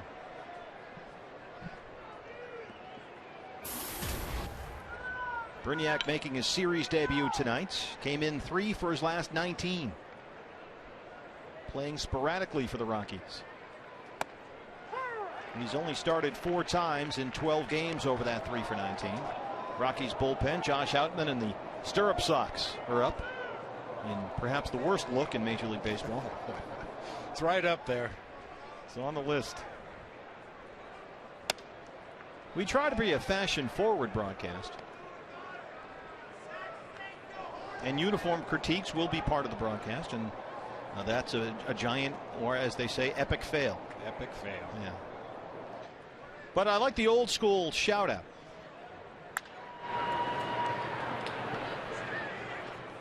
I mean, that's not good. But I do like the sort of the homage to the old days. It's just too much. I mean, I had to wear socks like that during my playing career, and you wear the sanitary socks underneath, which aren't the most comfortable footwear. And then those stirrups kind of dig into the arch of your foot. You got to wear garters or tape them up with your calves to keep them up. Pollock, Marte has it in left, 2 down.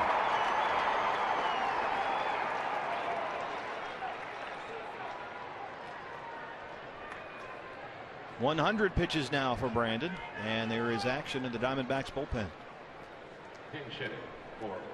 Now we'll get a pinch hitter for Juan Nicasio. His night will end. Tony Sipp is up for the D-backs. Ryan Wheeler, former Diamondback great, will come in and pinch hit here. Saw Ryan last night at 3rd.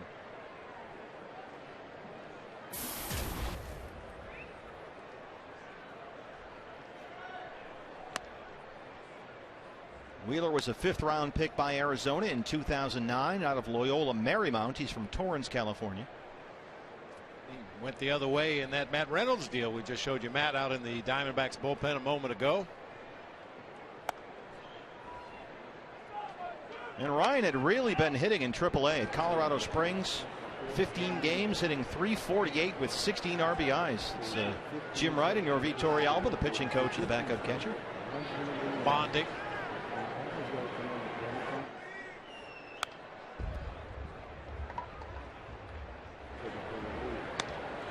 He looks depressed.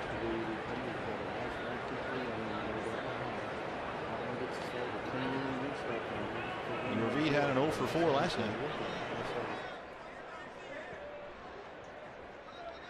2-1 to Wheeler now.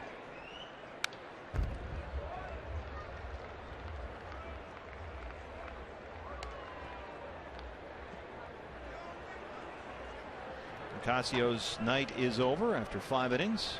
And again, not able to go deep into the game, but only at 82 pitches. So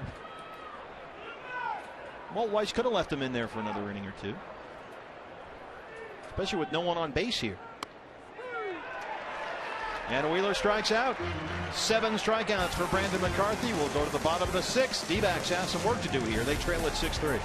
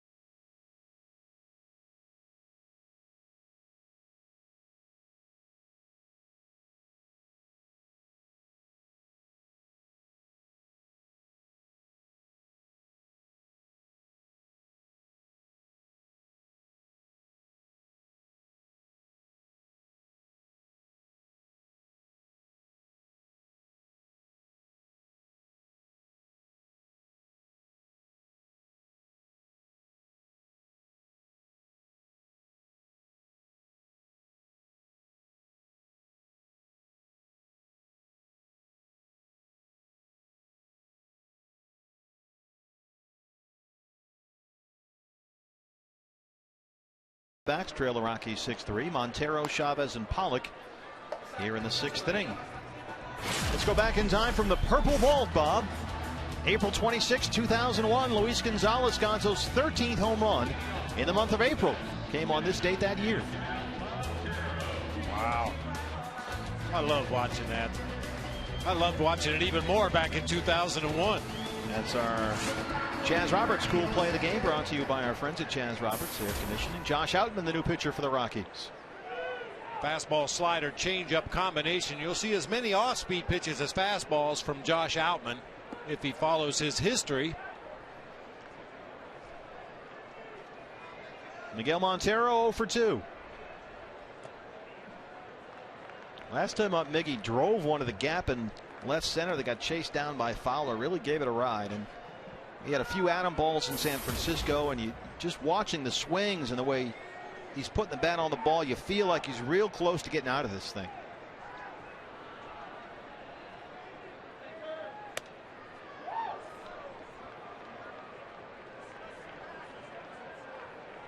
Seven for his last 51.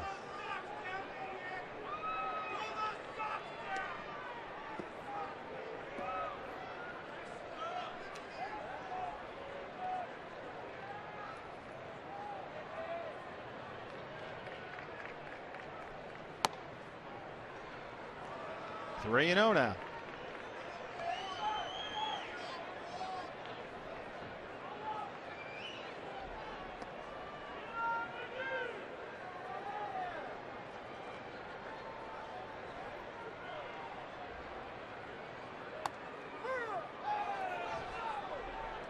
Miggy a little surprised by Vic Carapazza behind the plate, and there'll be a discussion. Looked like it tailed off the plate inside, maybe started close to the corner, but Outman being a left-handed pitcher, his natural movement would be into Miggy on a fastball. Tulowitzki at short. One away. Eric Chavez back in the 2nd inning, hit a home run. And we go back in time now to the 2nd inning. Set the Wayback Machine for about an hour ago. Eric Chavez loves that ball down around the knees, maybe even a little bit lower, especially if it's out over the plate like that one where he can get his arms extended. They're playing in New York for the Yankees last year. He was trying to pull everything to right field to take advantage of that short porch at Yankee Stadium, but as he's quickly discovered here at Chase Field, you can hit him anywhere with authority. They're going to leave. Yeah, we saw him hit one at AT&T Park in San Francisco to the other way that we both thought was just going to be a double in the gap. It just kept on going. Still some opposite field power for Eric so far. 11 for 46 as a Diamondback. He's behind 0-2.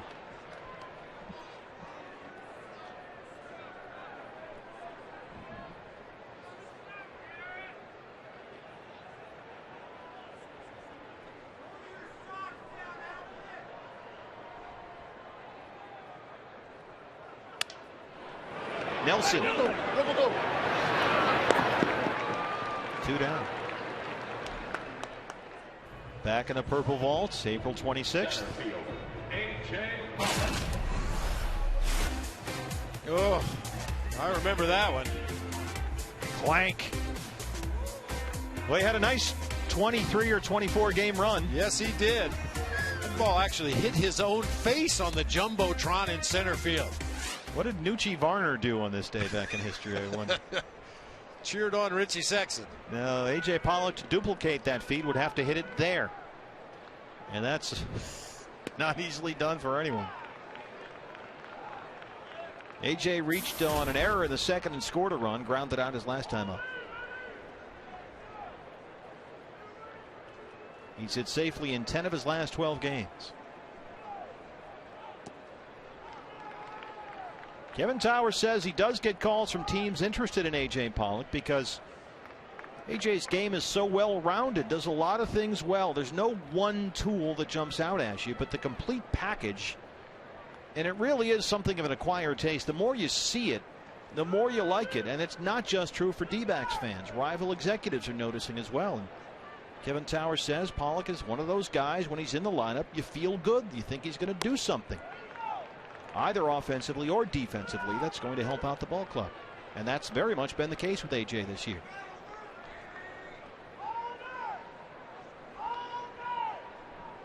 KT watching.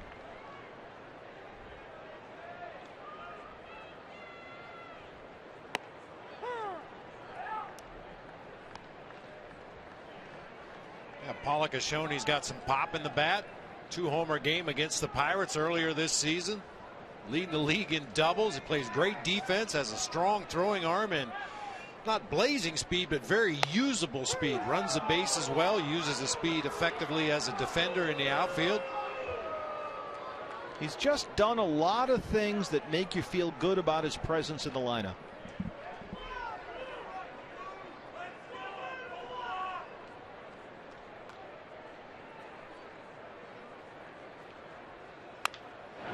Troy Tulowitzki. 1, 2, 3, 6th for Outman. We're through 6 at Chase. D-backs trail at 6-3.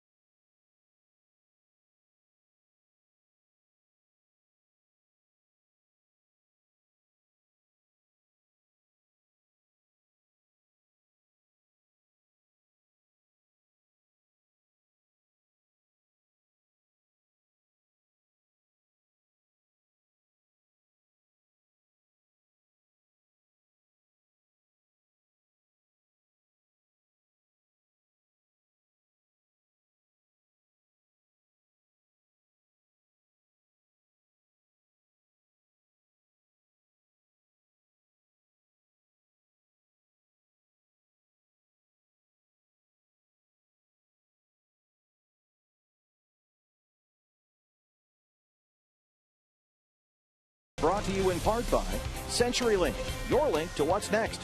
By Mazda, we believe if it's not worth driving, it's not worth building. And by Jack in the Box, the Chipotle Chicken Club Combo is back for a limited time at Jack in the Box. Try one today with fries and a drink for just $4.99 plus tax.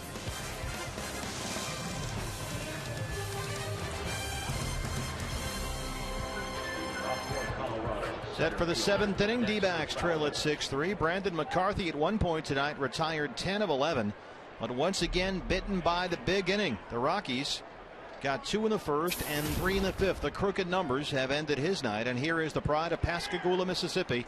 It's Tony Sipp. He'll face Dexter Fowler, Jordan Pacheco, and Carlos Gonzalez. 1, 2, 3 here in the Colorado 7th. And Fowler drills one to center field that drops in front of Pollock. Leadoff man on here for the Rockies. Fowler 2 for 4.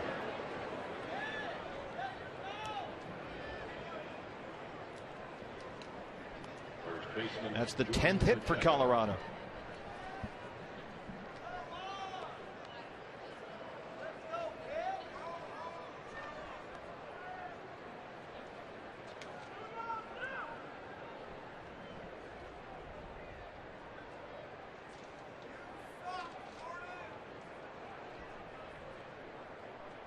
Jordan Pacheco is 2 for 3. He singled twice and scored twice.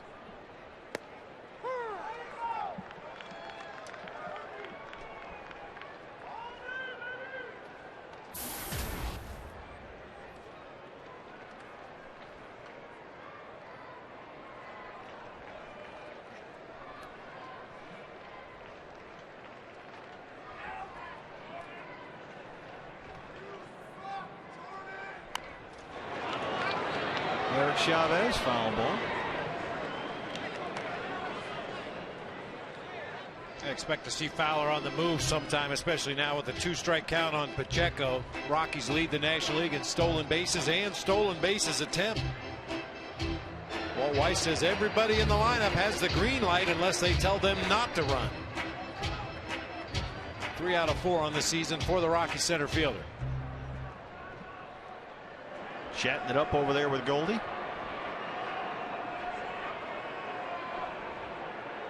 Oh, 0-2 to Pacheco. Hit him.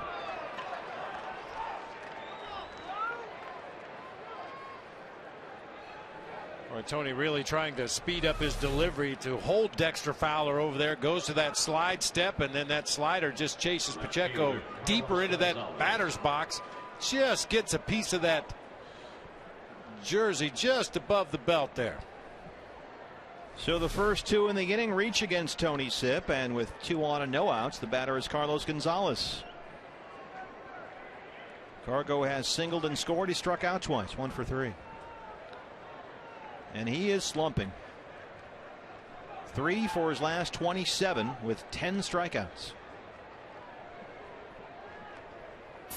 Saw Miguel Montero step out in front of home plate to give some signals to his infielders to let them know where he's going to go with a throw. Should the Rockies attempt a double steal, you would have to assume they're going to throw for Fowler at third base. Carlos Gonzalez, a dead pull hitter. You want that right side of the defense to hold their positions. Straight up in the air. Who wants it? Chavez calling for it. Hey fans, we invite you to play Kachinko by signing up at one of the 16 interactive kiosks right here at Chase Field during any Arizona Diamondbacks regular season home game.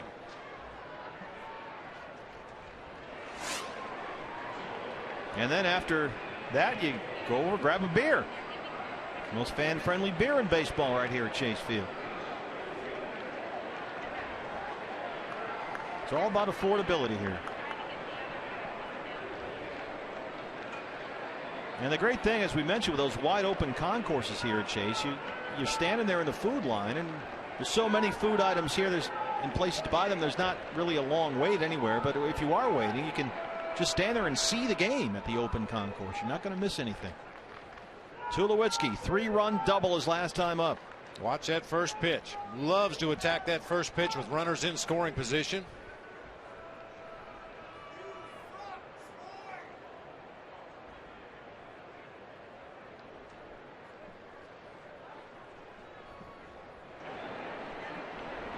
See, like if you're standing waiting for a beer, that's what you see. So you're not going to miss anything. Hello. He's wearing a Rocky shirt. Go to the end of the line, please. Charge him double. That's right.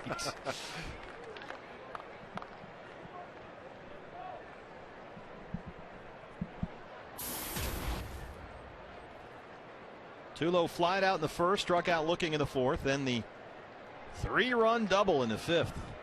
Right to the 413 mark in left center. Fowler on second, Pacheco on first.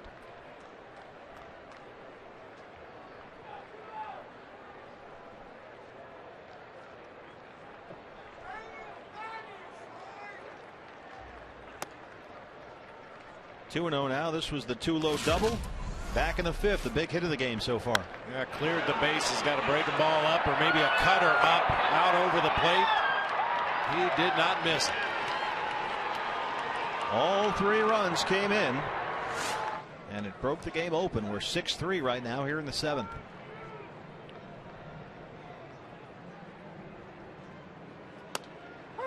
There's a strike, 2-1. And that was part of, as we've mentioned here, one of the storylines with Brandon McCarthy's season has been the big inning. And he had 2 big innings tonight. 2 runs in the first and 3 in the fifth. The crooked number. Because at one point Brandon had set down 10 of 11 and was rolling along there after a rocky first.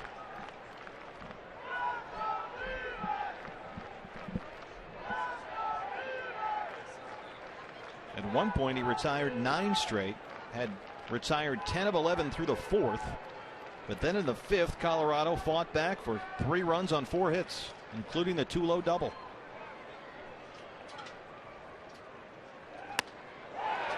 Two and two. Good pitch.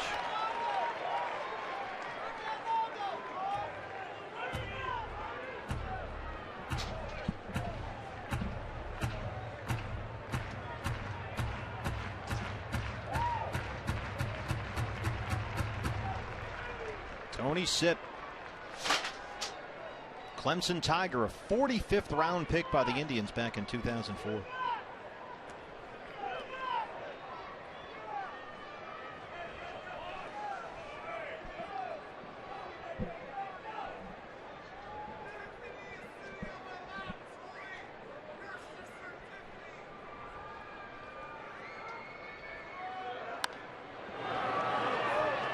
That'll get out of play.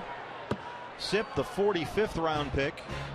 Troy Tulowitzki, 7th player selected overall in 2005 out of Cal State Long Beach.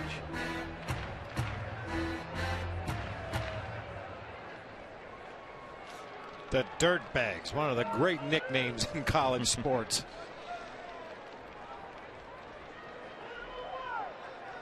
Yeah, how did they get that one approved by the committee or the panel or whoever they had to float that one by?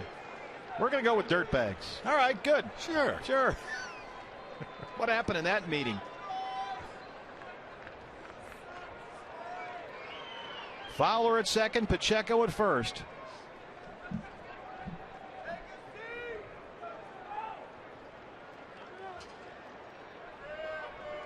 Little cat and mouse here. Tony Sipp and Miguel Montero having issues with what pitch to throw here to Troy Tulowitzki. They finally settle on one. And then Tulo steps out. Now we'll go through it all again. D-backs nation in force here.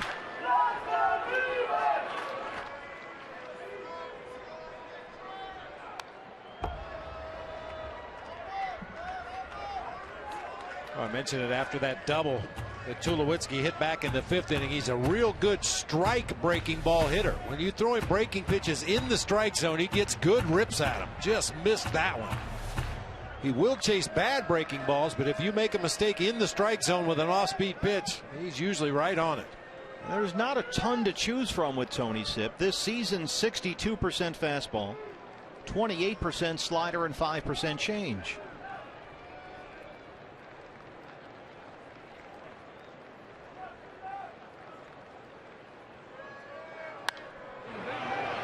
High up in the air, Paul Goldschmidt in foul ground. Watch Fowler at second. Bluffs. Stays put. 2 down here in the 7th. So a good job there by Tony Sipp after putting the first 2 men on in the inning. He's got 2 foul pop-ups, and now he'll work to Michael Kadire. Kadire is 1 for 3, 2-run single back of the 1st.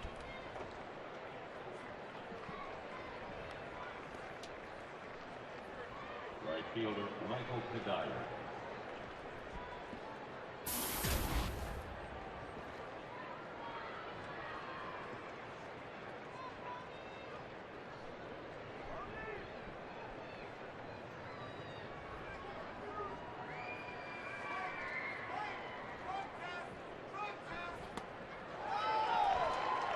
.79 miles an hour.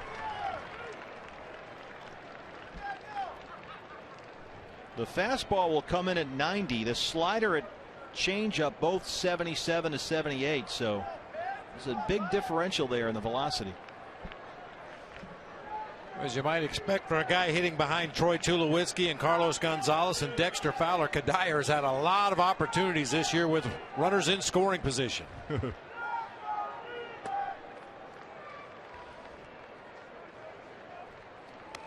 I mean, you got Fowler and Cargo and Tulo and Kadire and Rosario. They're going to put up some crooked numbers over the course of 162. This is his 24th at bat this season with runners in scoring position. Only Troy Tulowitzki has more on the Rockies offense. He's having an all-star year so far, certainly an all-star April. When you look at all the National League leaders in the offensive categories, Kadire's right there. Came into the game hitting .329, 400 on base percentage, slugging .618,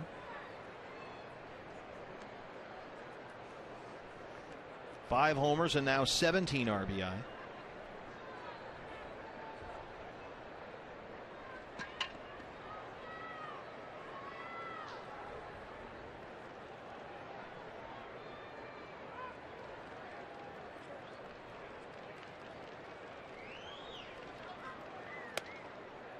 Three and one.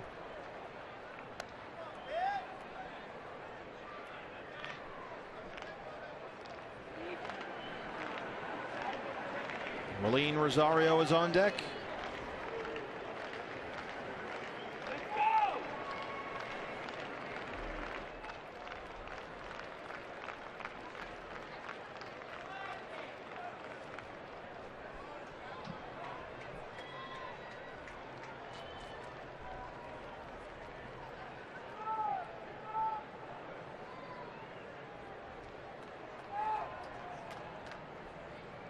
Goldschmidt playing behind Pacheco at first.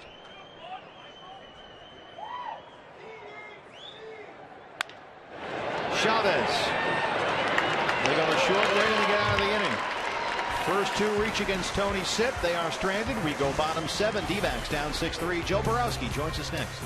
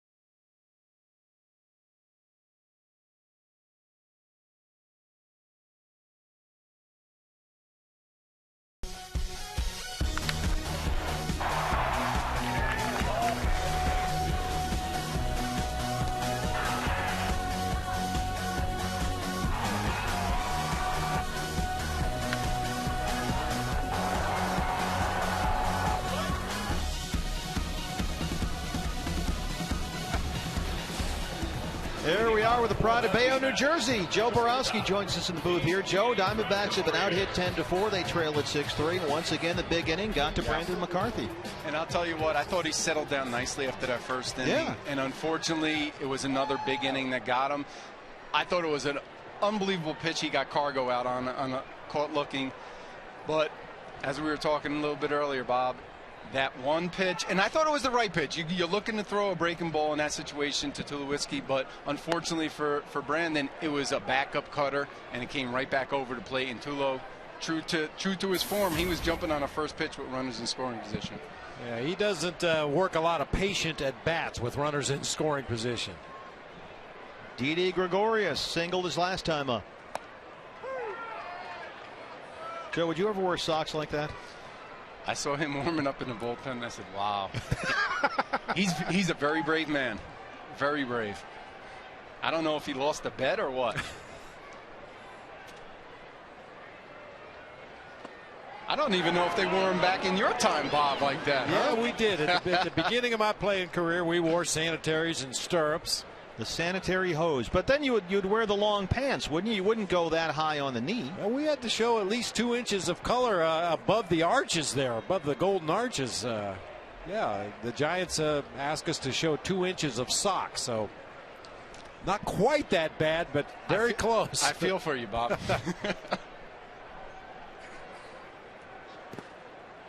Check swing in the dirt. 2-2 now.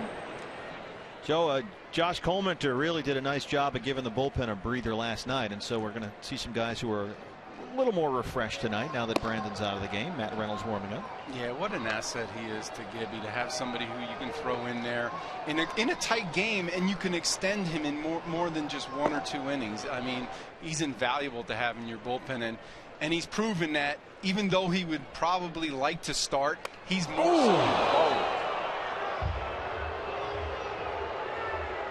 Sounded like it got him in the helmet.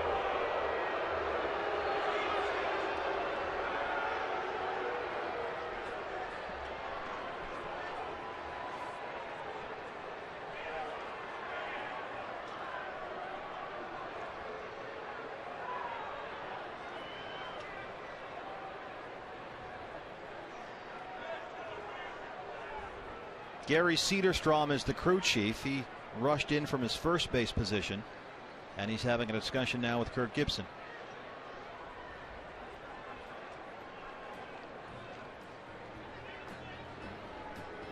Boy, always a scary moment anytime a pitch is thrown up above the shoulders.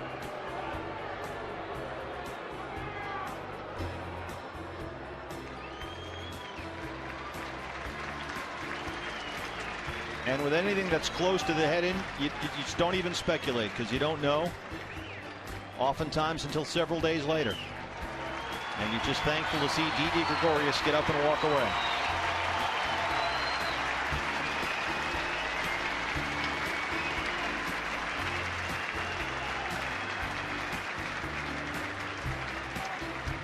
Here's another look. There's no such thing as a good pitch to the helmet, but fortunately it looked like it deflected up and back. It wasn't hit squarely on the right side of that helmet, the kind that dropped straight down, but he really took a hard shot to the head right there.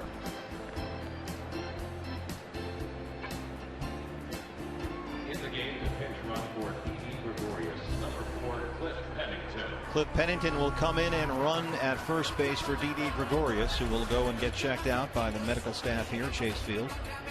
Now that's left field, Alfredo Marte.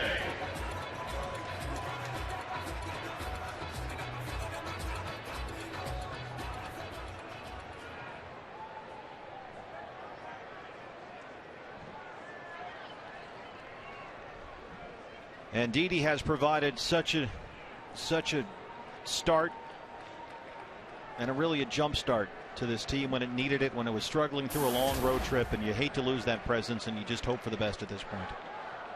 Here's Alfredo Marte.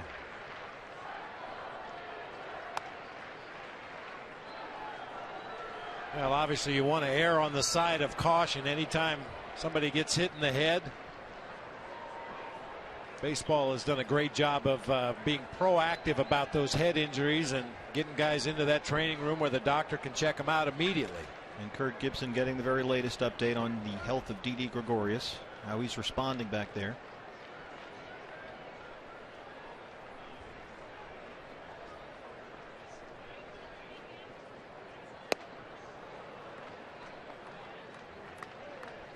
So we won't speculate, we'll just hope for the best.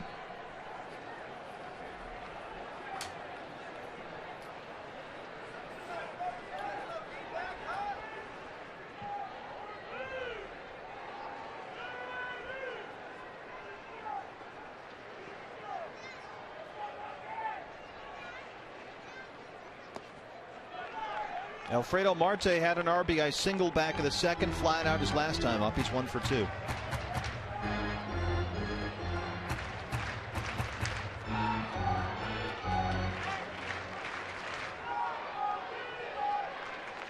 Marte with a clean single up the middle on a 95-mile-per-hour fastball and just missed one to left field in his last at bat in the 4th inning. Drives it to right. Kadire on the run. It's off the base of the wall. Pennington heads for third. Marte's in at second. Second and third for the Diamondbacks with no outs here in the 7th. Alfredo Marte, 2 for 3.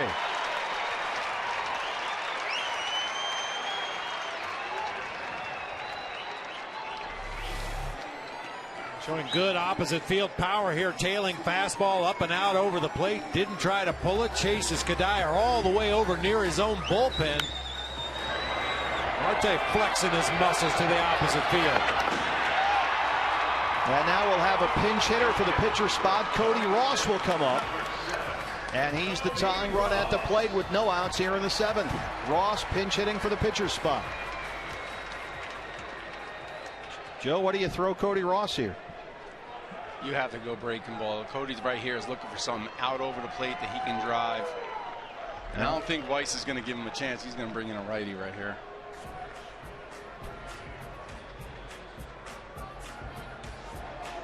We'll see Matt Belisle come on. He'll replace Outman. We'll take a break. When we come back, Cody Ross hits with 2 on and nobody out here in the 7th.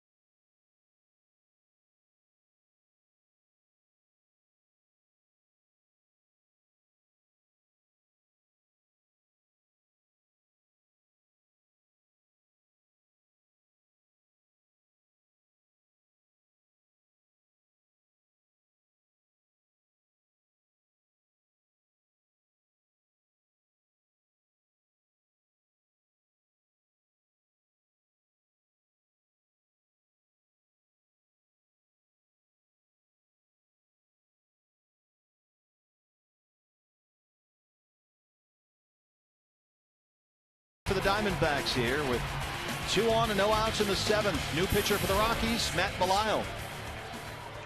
Veteran right-hander Matt Belisle, fastball slider pitcher. He used to throw a curveball, not so much anymore. He's trying to figure out what to throw to Cody Ross. This has been a real good matchup for the pinch hitter. Cody 1 for 4 here last night.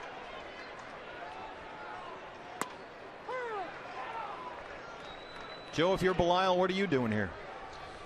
You got to realize Cody likes to get something on the inner half, so you can try and stay away with fastballs, and you can try and get him to chase with the breaking ball. Pennington on third, Marte at second. High in the air, right side, out of play. So Belisle's ahead now, quickly 0-2. Now you got to really battle. Cody Ross, as I mentioned, great history against the Rockies right-hander. He struck out in his first plate appearance against Matt Belisle. He walked his next one, and then he has 4 consecutive base hits, including 2 doubles. Cody 13 for his last 41.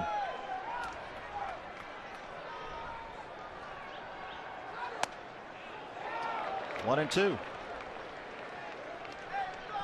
You hold your breath on that one. That slider sure right there at the outside corner looked like a pretty good pitch. Tough to take, but he got the call.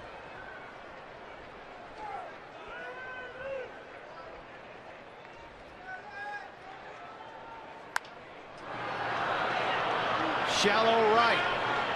Brignac from second base. One away.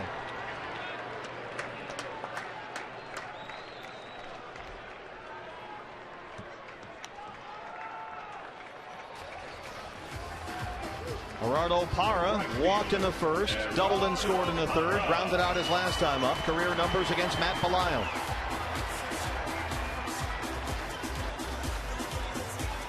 Most managers wouldn't bring a relief pitcher into the ball game and face the first two hitters, one hitting 800, the other hitting 600. But Matt Belisle worked his way through Cody Ross. Now he has to deal with the left-handed hitting Gerardo Parra. And this is Belisle's inning now. There is no one up in the Colorado bullpen for Walt Weiss.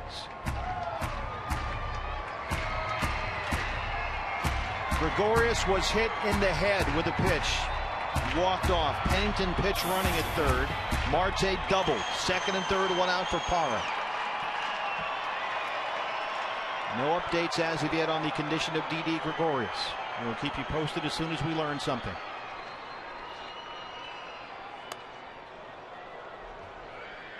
Why do guys do that?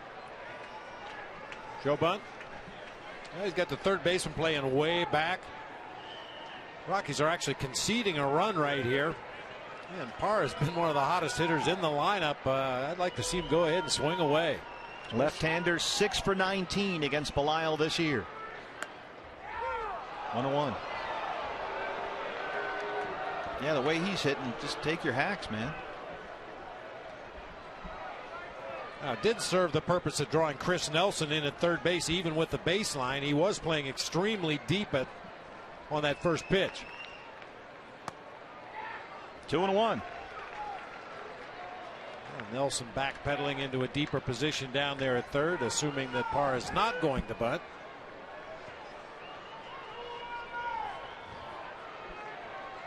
Kadai are way back in front of the track and right. Joe, fastball count here. Does that change any thinking either for the hitter or the pitcher? As a pitcher, you're thinking if he's looking fastball, you want to go with. You don't want to get beat with your second best pitch. So if he has a good breaking ball, you go. But if your best pitch is fastball, you're going, hey, here it is.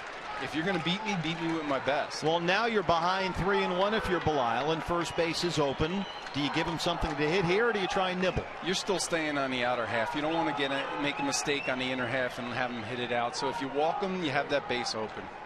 Ball 4. Bases loaded for the Diamondbacks. Martin Prado coming up. Parra on base for the third time tonight. What else is new?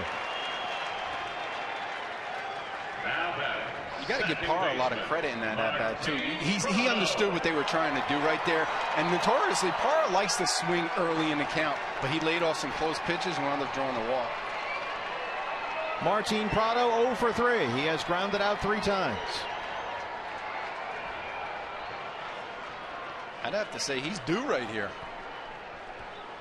Well, no situational hitting right here. We've seen him give himself up so many times trying to hit the ball to the right side. Now you just want to see him drive something. Drives it to right. Kadai coming in. Brignac backing up. Brignac wants it. Pennington holds at third. Brignac did a nice job of getting that ball in quickly. 2 outs now. Maybe a little overly aggressive for a guy that sees as many pitches as anybody in the game. First pitch hacking by Martin Prado this time. Brignac with a nice running catch out into shallow right field. And immediately spins around and fires home. Doesn't wait to see what's going on behind him. Just get the ball to the plate. So here you go. Bases loaded. 2 outs for Goldie. Paul Goldschmidt has flied out, reached on a fielder's choice, and grounded out. The numbers against Matt Belisle. And this is the matchup right here. Last night hit one off the top of the left field foul pole. 0-1.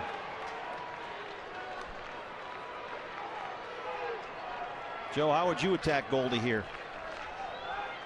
I'm throwing my best, and my best was my slider. I'm not trusting my fastball, leaving one out over the plate. If he beats me, he's got to beat me with my best. And Belisle right now has got a good fastball going. Staying on that outside corner. 0-2 now. Big chance here for the Diamondbacks.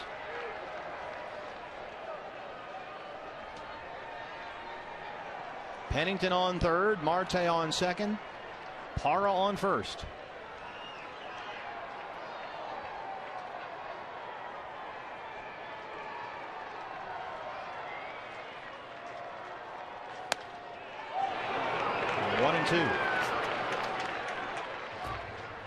themselves in a nice location for Belial. He's commanding that fastball really well. He's shooting for that outside corner. If he misses when he's ahead in the count, he's going to miss over near that left-handed batter's box. He doesn't want to make any kind of mistake over the plate where Goldie can extend his arms. Struck him out. Diamondbacks leave him loaded. We'll go to the 8th. 6-3 Rockies.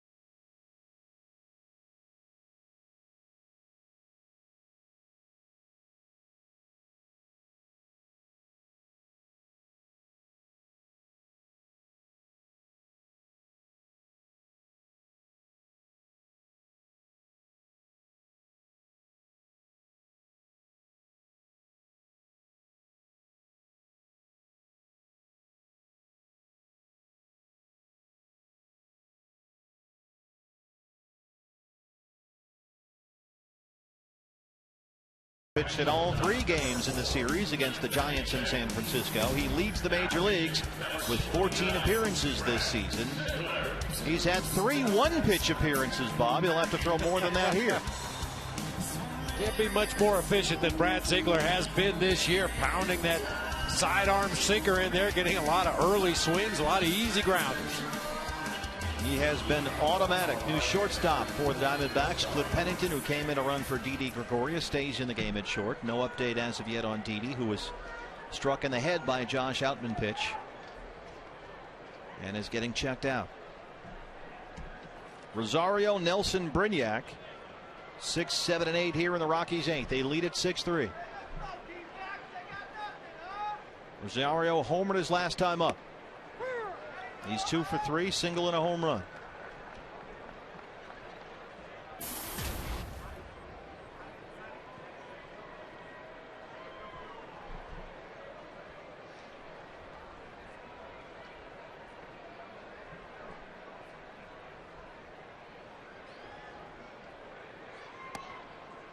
I got to meet, I forgot to tell you, Bob, I got to meet Brad's mom. Really?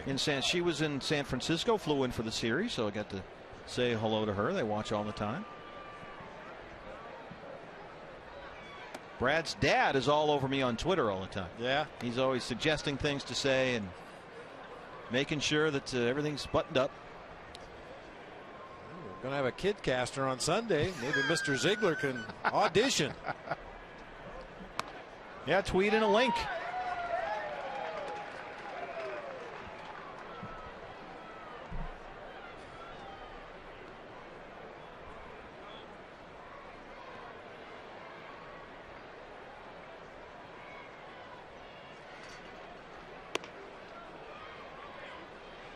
Three and 2 to Aline Rosario. This might be as many sliders as we've seen Brad Ziegler throw all season.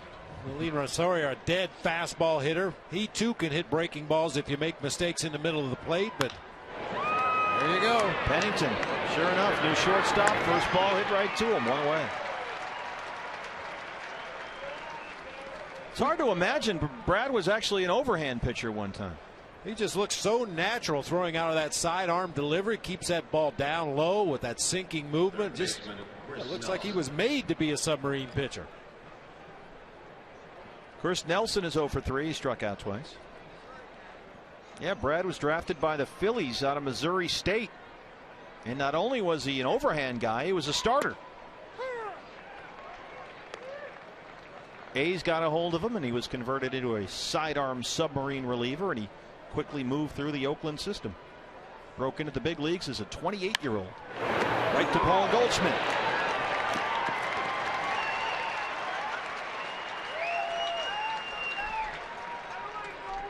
And when he finally broke into the big leagues back in 2008, he set a major league record, 39 consecutive scoreless innings to start his career. Go get him, kid. Reed Brignac is 1 for 3, singled back in the 5th.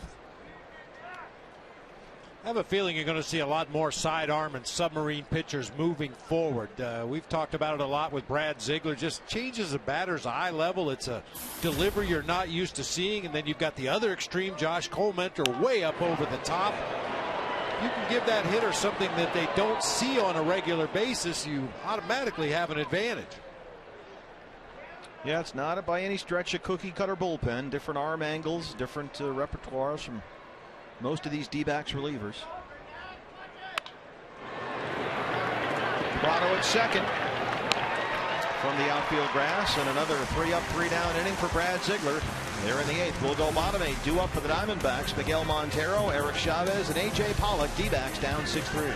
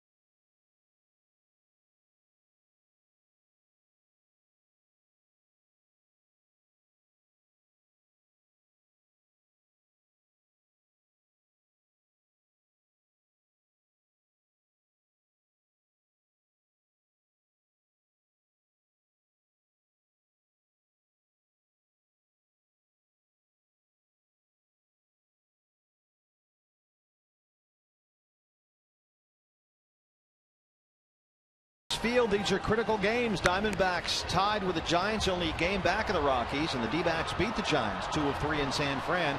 Next week the Giants come here. Critical 3-game set starting Monday, and you can save $20 on your ticket. Just follow at D-backs on Twitter or like the D-backs on Facebook, and when you do, you'll learn how to save $20 on every ticket you buy for the series. Every seat, $20 off. Great deal here, so follow at D-backs on the Twitter or like the D-backs on Facebook. Rex Brothers on for the Rockies here in the 8th. We just received some word on Didi Gregorius. He's alert, he's feeling good, and they're in the process of running some more tests. So far, so good. Fingers crossed. Montero, Chavez, and Pollock here for Kirk Gibson's Diamondbacks in the 8th inning against Rex Brothers.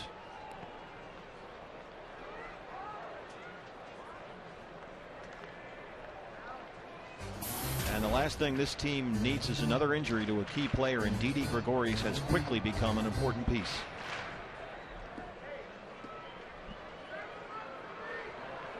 Here's another guy, Aaron Hill. Wait till they both get healthy and get out there together.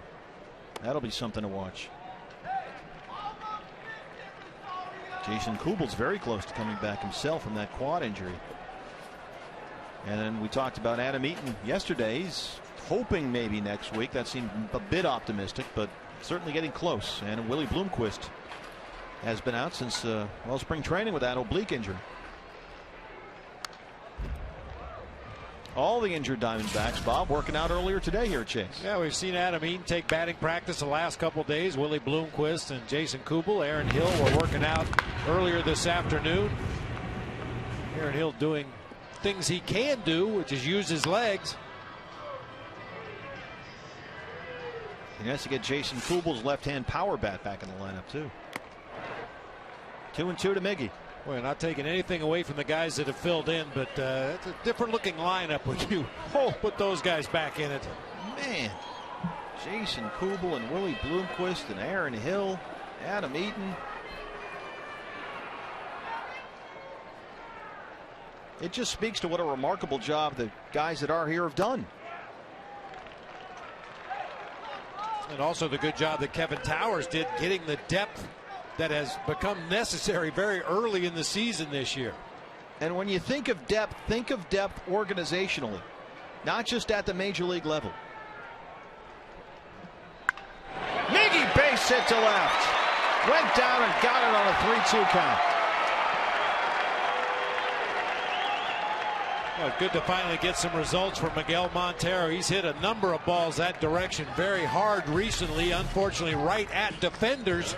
This time he goes down, digs it out, and lines it into left field for a leadoff base hit here in the bottom of the 8th. You feel like he's just been getting close. He hit a deep ball to the outfield earlier today, hit a few Adam balls in San Francisco, and continues to get closer and closer. Here's Chavez, who homered back in the 2nd.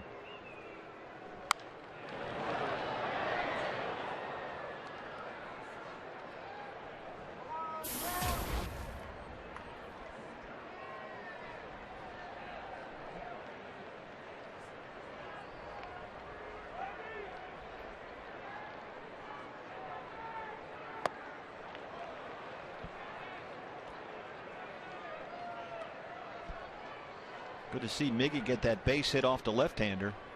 He had been 0 for 13 versus left-hand pitchers prior to that single.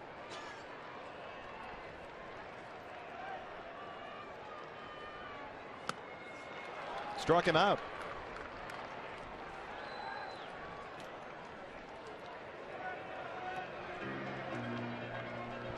Time to take a look at our Ram Trucks tools of the trade. A.J. Pollock back in the 1st inning with a nice leaping running catch out near the pool.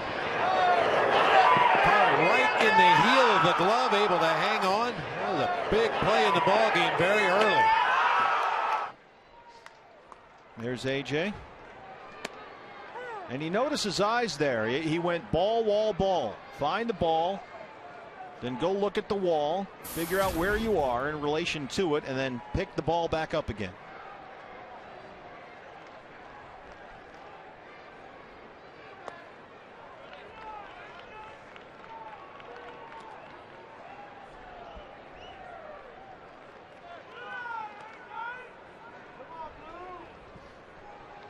AJ does not have a hit tonight. He's hit safely in 10 of his last 12, 313 over that span. Reached on an error back in the 2nd and scored, and has grounded out twice.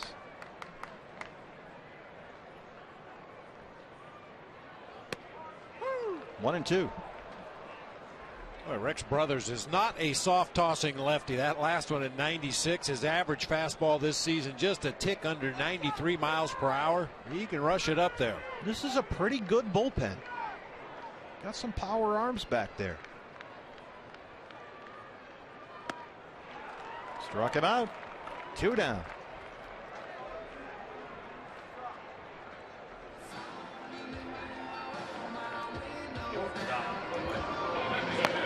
Former Rockies great Matt Reynolds up in the bullpen for the Diamondbacks. Cliff Pennington will hit now with 2 outs.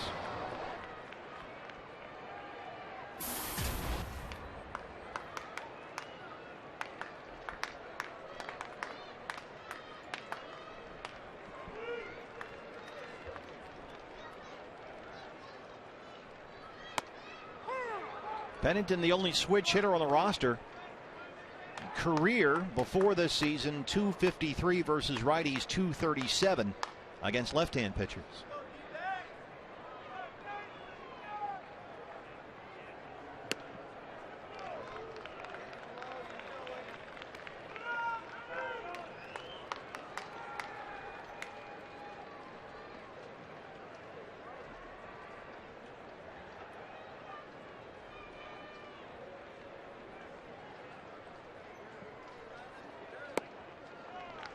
2-1 now.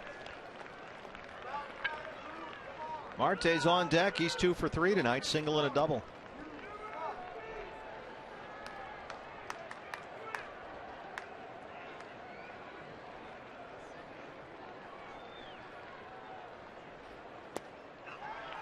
Three and 1.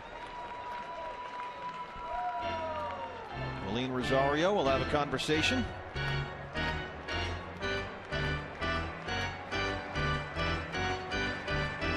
Diamondbacks have been out hit 10-6. They've left 6 on base.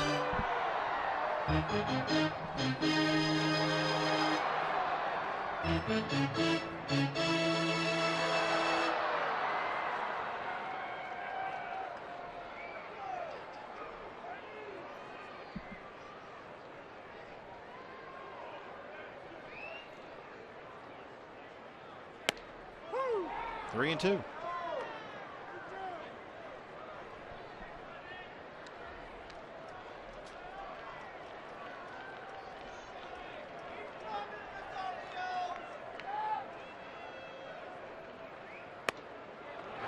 Ball 4, 2 on and 2 out for Arizona, and Marte's going to get a chance here.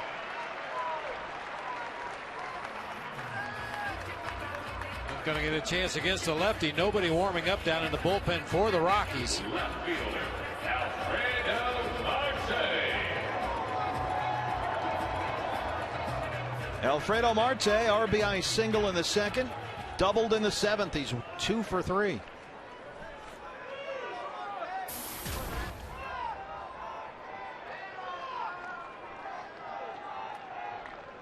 Three for 19 over his last 7.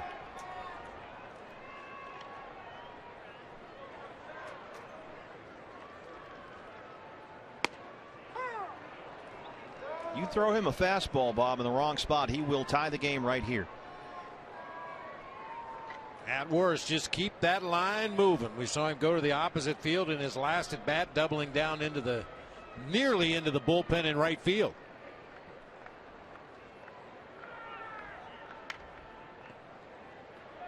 Turner Ward has said he can hit anybody's fastball. He will hit a breaking ball if he's sitting on it. 0-2. Yeah, Rex Brothers not only has good stuff, explosive fastball, but he's quick pitching out of that stretch delivery. I think he's caught a couple of Diamondbacks hitters by surprise in this inning. Ball really gets on them quickly. Barely comes to a set position out there in the stretch.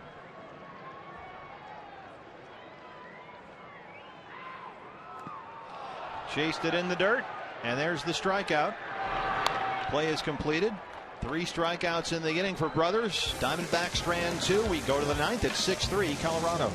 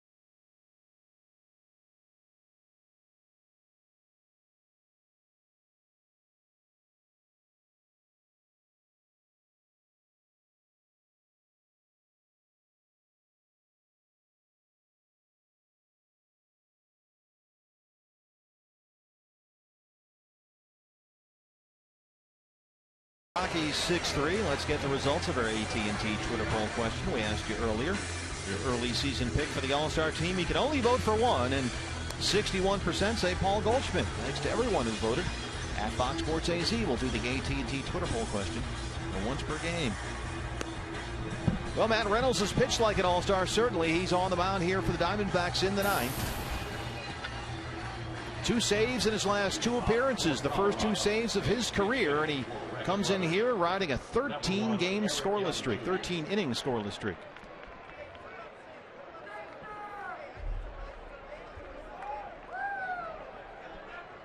And he has been nothing short of sensational this season. He'll work to Eric Young Jr. EY Jr. will pinch hit for the pitcher here. Young, Fowler, and Pacheco 9, 1, and 2 in the ninth.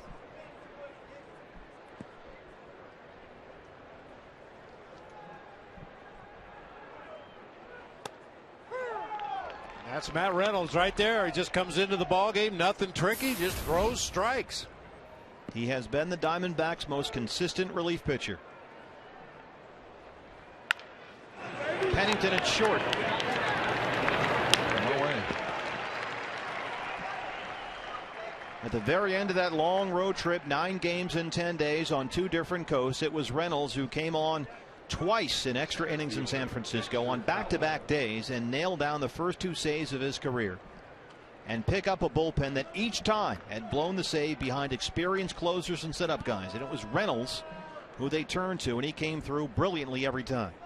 Fowler now singled his last 2 times up. Kirk Gibson said after Wednesday afternoon's win over the Giants that Matt Reynolds' off-speed stuff is ridiculous. Goldie, fair ball up the line, hustles to the bag, 2 quick outs. You're right, Bob. This is Matt Reynolds. Just throw quality strikes, get it over with quickly. Cues this one right off the end of the bat down that first baseline. One thing I love about Paul Goldschmidt, he takes every play himself if he can. Why risk a throw? Pitcher running over there might drop the ball, might miss the base, might lose the foot race with a guy like Eric Young or Dexter Fowler. So Paul Goldschmidt just takes him himself. And like a linebacker or a safety in football, he's got that closing speed. I mean, he's a big guy, but he's very athletic and agile over there, and he's quicker than he looks. And he can get to the bag very quickly with that quick first step.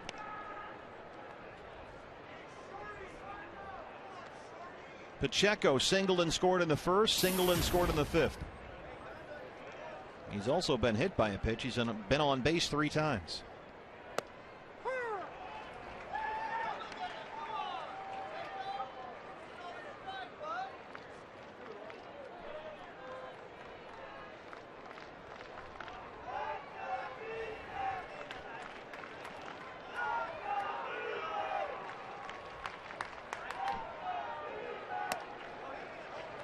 Matt Reynolds was fine this spring, wasn't dominating guys in the fashion that he is now. Matt said he didn't feel like he was necessarily throwing the ball poorly in spring training. Certainly not as poorly as the numbers may have suggested. But his arm was feeling good, and he knew he was headed in the right direction. Marte left, backing up, looking up, and it's off the wall. Pacheco into second. He's in there with a double, his 3rd hit tonight.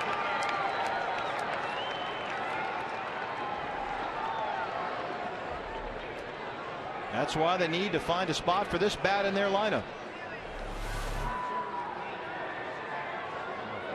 Good extension from Pacheco. He got every bit of that one on a line halfway up the wall in left field. Well, one thing you'd like to see from Alfredo Marte, plays this ball perfectly off the wall, but watch him turn to his right. It's going to take him a couple of extra steps to get his body turned and make that throw. You'd like to see him pivot to his left, get rid of the ball much quicker and get much more on the throw. Carlos Gonzalez has singled and scored. He struck out twice.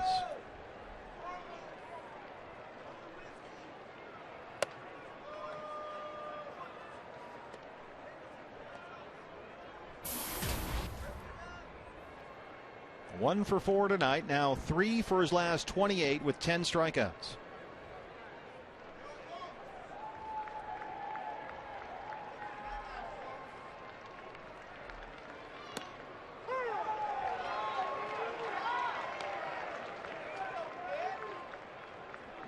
Rockies about hit the D-backs 11-6. Knee buckler right there. Big, slow breaking ball. Reynolds started that right at the right shoulder of Carlos Gonzalez and broke it over the inside part of the plate.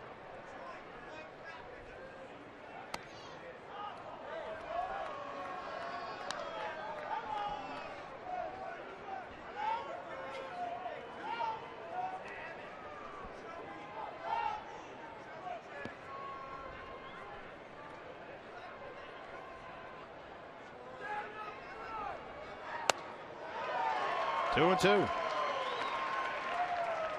This guy, Cargo, is as streaky as they get, Bob. When he's hot, he can go on 2-week tears and just lay waste to opposing teams and ballparks. But when he's cold, he's cold.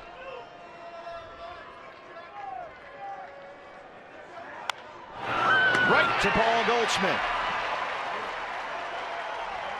Rockies get a double. They leave one. We'll go, oh yeah, hashtag Stone Cold. Sure. Bottom 9. D-backs need at least 3 here.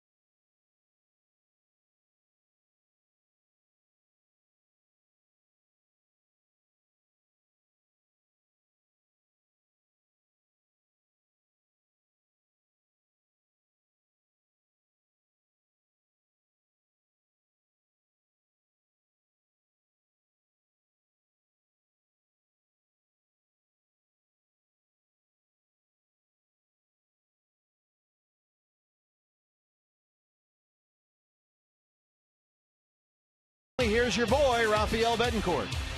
He works very slowly. No. It's deliberately. Yeah. That's the polite way to put it. Well, it works for him. Keeps the hitter waiting up there, very anxious to swing at his deliveries. He's got great stuff. Good fastball, good curveball, occasional changeup. But he will control the pace of the game from this point forward. Diamondbacks have won 3 straight in 4 of 5, but they need to come up with at least 3 here against Betancourt in the 9th. Eric Hinsky will lead it off. He'll hit in the pitcher's spot. Then Gerardo Parra and Martin Prado. 9-1-2 here in the 9th, down 3.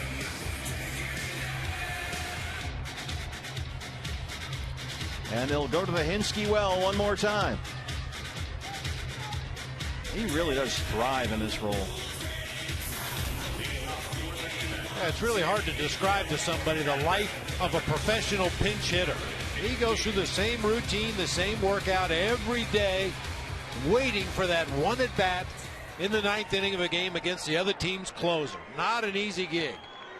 He says you have to be aggressive and have a short memory.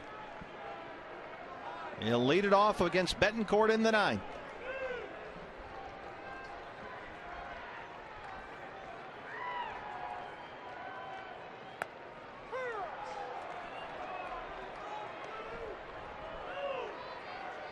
Betancourt has a little bit of a 2-stage delivery with that leg kick, very much like Jorge De La Rosa that we saw. There's that pause with the leg in midair.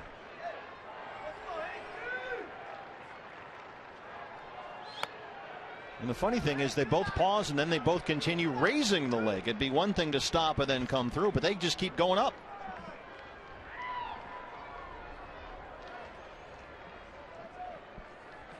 Back here tomorrow. 5:10 start. Game 3 of the 4-game set. Don't forget Wade Miley Garden Gnome night. 1-2 now. Yeah, it's like an elevator stopping at the mezzanine level and then going on up to floor number 2. Like I said, it works for him. Every pitcher has little idiosyncratic things they do in their delivery, and it's all based on trial and error and a lot of experimentation. He's ahead 1-2.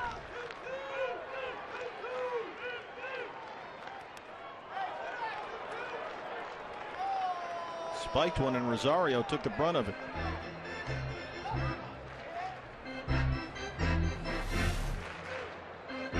Ooh, right in the forearm. Yeah. So Vic Carapazza brushes off home plate, gives Willeen Rosario a breather, and now we're set to go with a 2-2 count to Hinske.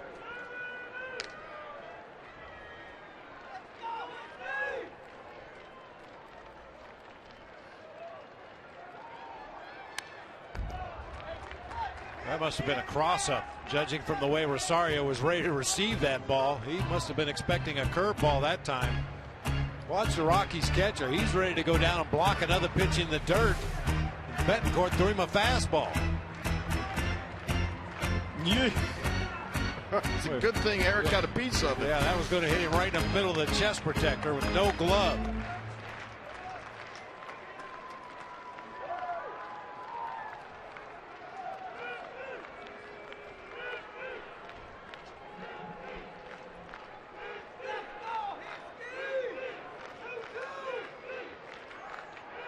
Well, now to help his pitcher see the signs, you can see how low Rosario's dangling those signs. You might even be able to see those from the on-deck circle.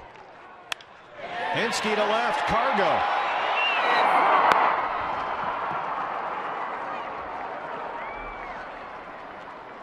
Our APS Energy All-Star tonight, Gerardo Parra, who's been on base 3 times. He's now got an 11-game hit streak. That's the longest in the National League.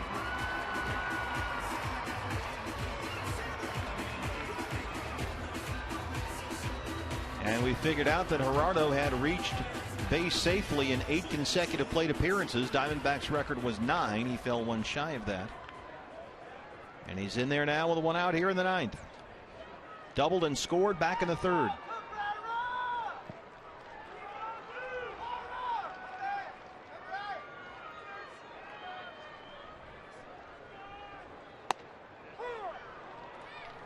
Parra on base 4 times last night. He's been on base 3 times tonight in the leadoff spot. Could you do a better job than he's done?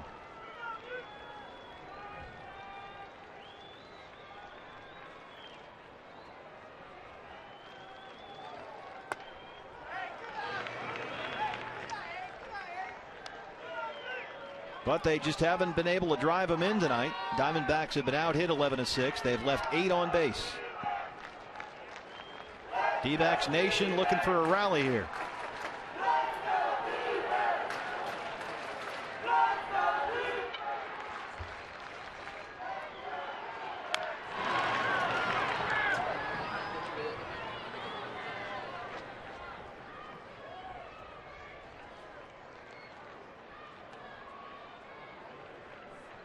Two more with the Rockies, then 3 with the Giants. Big series beginning Monday. 3 6:40 starts here at Chase. 5:10 tomorrow, 1:10 on Sunday afternoon. Big games. D-backs right now tied with the Giants for 2nd in the West. 1 game behind these Rockies for the division lead.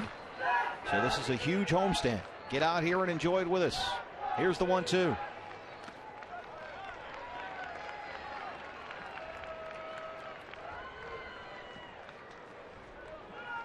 Big day here tomorrow. Wade Miley Garden Gnome night. Got the outdoor activity thing going on outside Chase all afternoon. You can fish, you can hunt with a bow and arrow. Wade's a big hunter and fisherman. That could be the model for the Wade Miley Garden Gnome. The Wade Miley Garden Gnome has his fishing waders on, holding the fishing pole. Miley and Jeff Francis tomorrow. Patrick Corbin goes Sunday against John Garland. Here's the rotation collectively gathered there. Cahill, Kennedy, Corbin, Miley. Let's get a shot of the.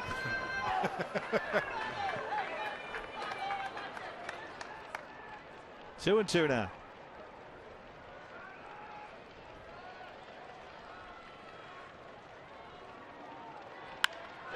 Left field, Gonzalez again.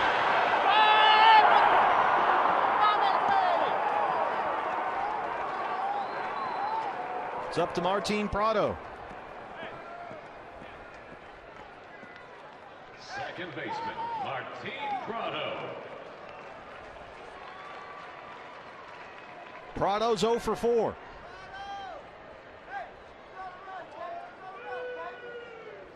He has started only 5 games all season and not gotten a hit. He started tonight at second and he's 0 for 4.